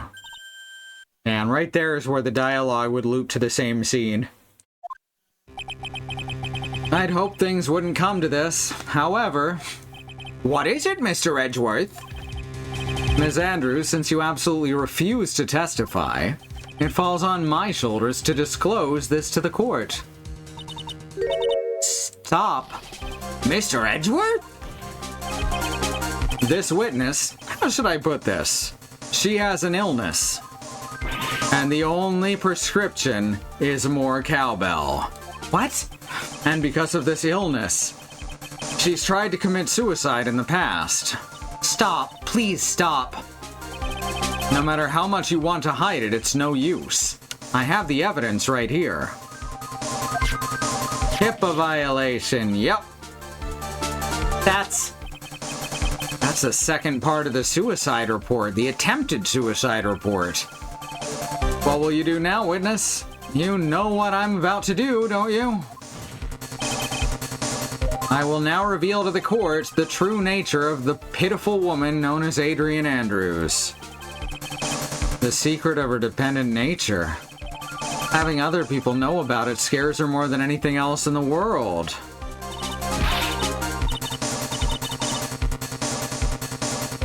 Please, please stop. I beg you. If people find out, I'll...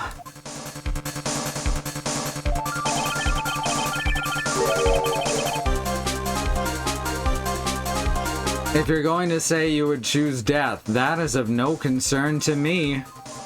After all, what did I say last year, right? You see? It's all come full circle. Edgeworth, how can you be so cold? However, before you die, I will pull the truth from your still breathing lips. No matter what I have to do.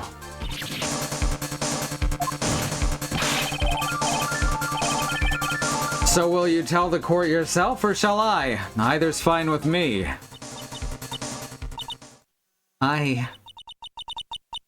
I'll talk, but please help me. Nothing matters anymore. Testimony, my crime. When I first saw him, I really thought he had fainted. Honest. When I realized he was dead, that was when I formulated my plan. Once I made sure there was no one in the hallway, I made a dash back to Matt's room. And then I stabbed Juan's dead body with a knife and ripped off the button. Just when I finished and was returning to Matt's room, I had a bit of an inconvenience. And that's why I ended up using the nickel samurai costume. Stabbed the body? With a knife? But why would you do that? Isn't it obvious? To pin the blame on a certain person. Also, remember that it was Edgeworth who gave us those reports, so that does confirm what I've been saying. A certain cowardly man. What? What do you mean by all of this? It might take this court a little while to understand, but this is the truth. The real killer is Matt, that scumbag of a man, and I will never forgive him. He's trying to escape his guilt again, just like last time. Last time? So, Miss Andrews stabbed the victim, Juan Corrida, in the chest with the knife. However, she didn't do it with murder in mind. She did it with the intent of framing Matt Engard for the murder. And this is her crime. What? How is this possible? It does seem kind of wild, huh? I mean, wasn't Ms. Andrews supposed to be the real murderer? Mr. Wright, please get over your shock and commence the cross-examination. So do you think that Matt and Day Killer are working together and or somehow one and the same? When I first saw him, I really thought he had fainted, honest.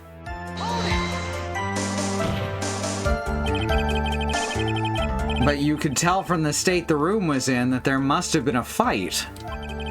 Are you telling the truth when you say that you did not know that he was dead?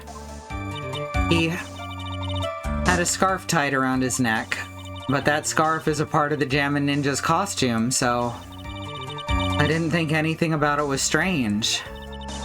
His head was also tilted down a bit, so I couldn't see his face that well. Certainly, Matt is apparently the one who drove her girlfriend, I suppose, to murder. Or to suicide, rather. That's why I thought I'd wake him up and went to pour the juice. When I realized he was dead, that was when I formulated my plan. What is this plan you had? You finally asked a question that I definitely know the answer to based on a later game in this series. Oh, good. I knew right away the murderer was Matt. I knew because, one, he was going to expose Matt's weakest weak point to the world. So Matt did this to stop Juan and silence him for good. That's when I thought I should forge some evidence and pin the crime on Matt. So the forged pieces of evidence were the knife and the button. The first thing that came to mind was to plant that knife. Once I made sure there was no one in the hallway, I made a dash back to Matt's room. That was so you could get the knife, correct? Which means we have absolutely nothing on who the actual killer here was. The knife Matt used at dinner had his fingerprints all over it. I thought if I used that, then the police would certainly turn their eyes towards him. Matt was napping with his costume on at the time. I slipped in, I took the knife, and I returned it to the scene of the crime. And then I stabbed Juan's dead body with a knife and ripped off the button. So you were the one to stab the victim with a knife? It gives me goosebumps to think about it now. What a horrible thing I did. But at the time I couldn't control my own body, it moved on its own. Then when I stabbed Juan's dead body, I suddenly realized something. If I used the button somehow, I could make Matt look even more suspect. So you thought to rip one of the buttons off and plant it on Mr. Engard's hakama? Yes, that's what I'd planned to do. But things never go that smoothly, do they? Just when I finished and was returning to Matt's room, I had a bit of an inconvenience. An inconvenience? There was a woman with a camera at the ready loitering in the hallway. I'm willing to bet my spikes it was Lotta. There was also a woman with a ray gun at the ready, pacing back and forth.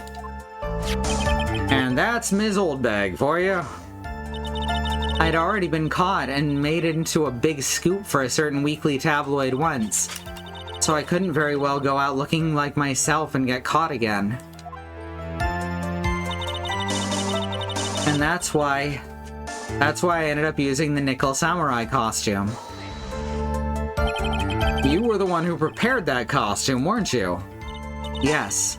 I took it from Global Studios. I also put it into Juan's guitar case the day before the award ceremony. You did this in preparation for the press conference, correct? Yes. Juan wanted to wear that costume and hold a press conference in it. He was going to disclose Matt's big secret here. And what is this secret? That I don't know. Anyway, I thought that if I were to leave Juan's room in the Nickel Samurai costume... Stabbing someone you know is dead is probably a crime, but I figure what she's really in trouble for is tampering with the crime scene. Yeah, that's what I'm thinking too. Then people would think that Matt was the real murderer. I was very careful not to leave any fingerprints when I opened the guitar case. I absolutely did not want anyone to know about the costume. I think we've heard enough. So after that, you went back to Mr. Onguard's room and planted the button? Into Matt's Hakama? Yes. After that, I folded up the costume I was wearing and put it into a bag. Then I snuck it out of the hotel and got rid of it. My word! What does all this mean? Mr. Edgeworth, is it?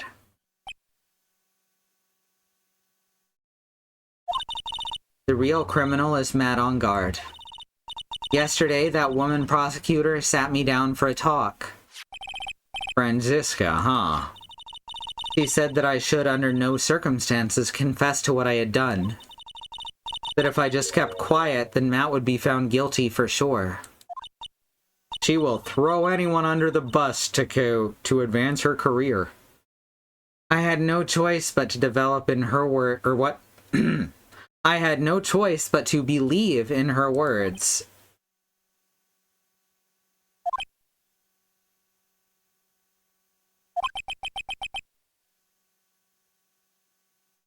Can we have her disbarred? What this witness has done is clearly unlawful. However, as long as her testimony stands, we can be certain she's not the real killer. Wait, Your Honor. The defense still... Right.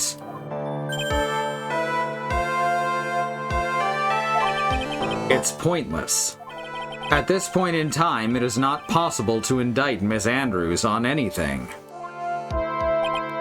Yes, exactly. There isn't a single piece of evidence that points to her as the murderer, sort of. The cross-examination of this witness is over, and so is today's trial. You couldn't establish that the witness was the culprit. Please let it go, Mr. Wright. But... Mr. Edgeworth, please place Ms. Andrews under arrest for further questioning. Understood, Your Honor. The prosecution will arrange for her detention immediately. That is all. Court is adjourned for today. So the killer put doubt onto Matt and then said that Matt was not guilty and that we had to find... This is convoluted even for anime. Today's trial. It's over. I didn't win an acquittal. Witness, would you mind if I asked you something?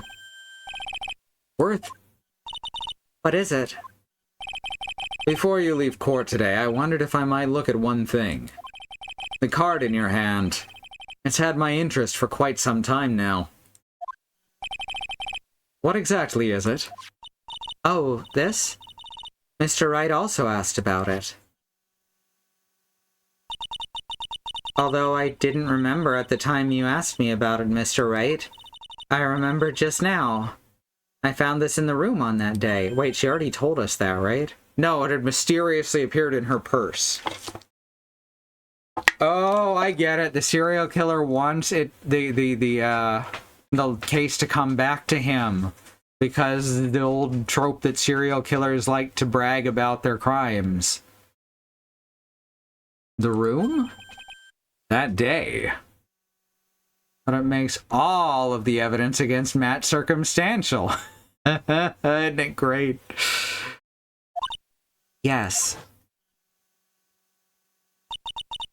I found this card when I discovered Juan's body. It was lying there right next to him. You found that card next to the victim's body. I suppose I must have unconsciously slipped it into my pocket. But it's not as if this card has any relevance to Juan's murder, right? Yeah, I guess not, but it's still a strange card if you ask me. But as far as a clue to this case, I don't see why. Hold it! They didn't do his voice. It seems like they miss about every other one for Edgeworth. Witness, that card. Give it to me. Hurry! Edgeworth? Do you have any idea what you have stupidly yet inadvertently done? This is... We're gonna call back to Ace Attorney Investigations, aren't we? Which we haven't played yet. I can't believe you hid this from me all this time! I didn't mean to. What is this all about? I've never seen Edgeworth so emotional before.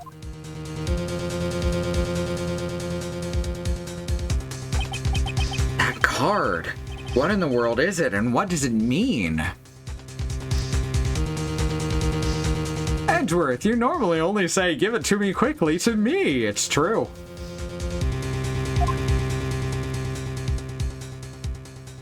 Oh, we're not gonna find out. Okay. Thanks, game.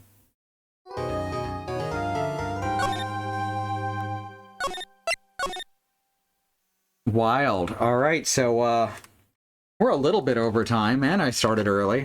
Seems like they're getting a bit longer each time as we go. I think it's funny that we stopped last night less than a minute before the ending. That was pretty funny. Alright, well, I guess that's it for tonight. Don't got time for Donkey Kong or nothing. But hey, thanks everyone for coming. It's always good to have you. That's important links. It's not what I meant to press, but it's important links, as we said earlier. I should not have those buttons right next to each other. If you want to support us, you can head on over to our Patreon at patreon.com/ifwhen. Get access to art and music, including these PNG tubers, their base models here with one outfit. Under Creative Commons, share alike with the other one. Crediting. I don't know words tonight like at all. I also can get a shout out at the end of the stream, so thank you so much to Green, Sky, Andymonium, Angelic, and Mellybasket. Y'all are wonderful. Our schedule is over at truckcommunity.neocities.org, updated weekly. We got, the next scheduled stream is Bad Road tomorrow. I don't know how many pieces are in the models. Quite a few. I'm looking here. I'm going to see if I can count them real quick. 4, 5.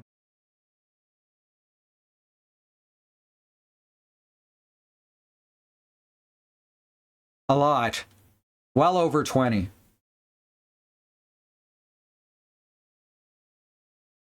Not that important, just see a lot of moving parts. Oh yeah. Alright, so yeah, tomorrow, over on Bad Road's channel, he'll be playing more Castlevania Legacy of Darkness. I think you're on Reinhardt's campaign. Might be Carrie's, I don't remember.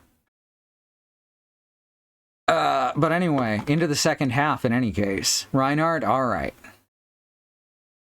And then after that, it'll be Sue back here with more Monster Hunter Rise. She's right at the end of Sunbreak, I believe. Or else there's still a few more ranks to go through. I don't know.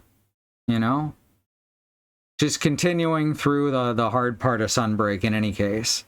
She beat the hardest super boss last week, so that was pretty cool. Partway through Outer Wall, alright. Almost into the castle itself.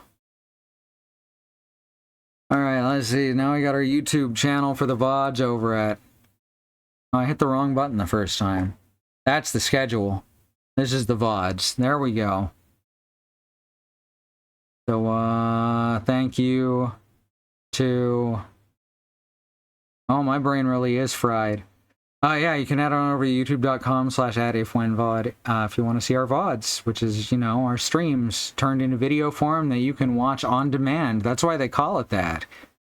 Video on demand. Right? Cool. Alright. Before I start mumbling again, I'm going to sign off. Thanks everyone for coming, and we'll see you next time. Good night.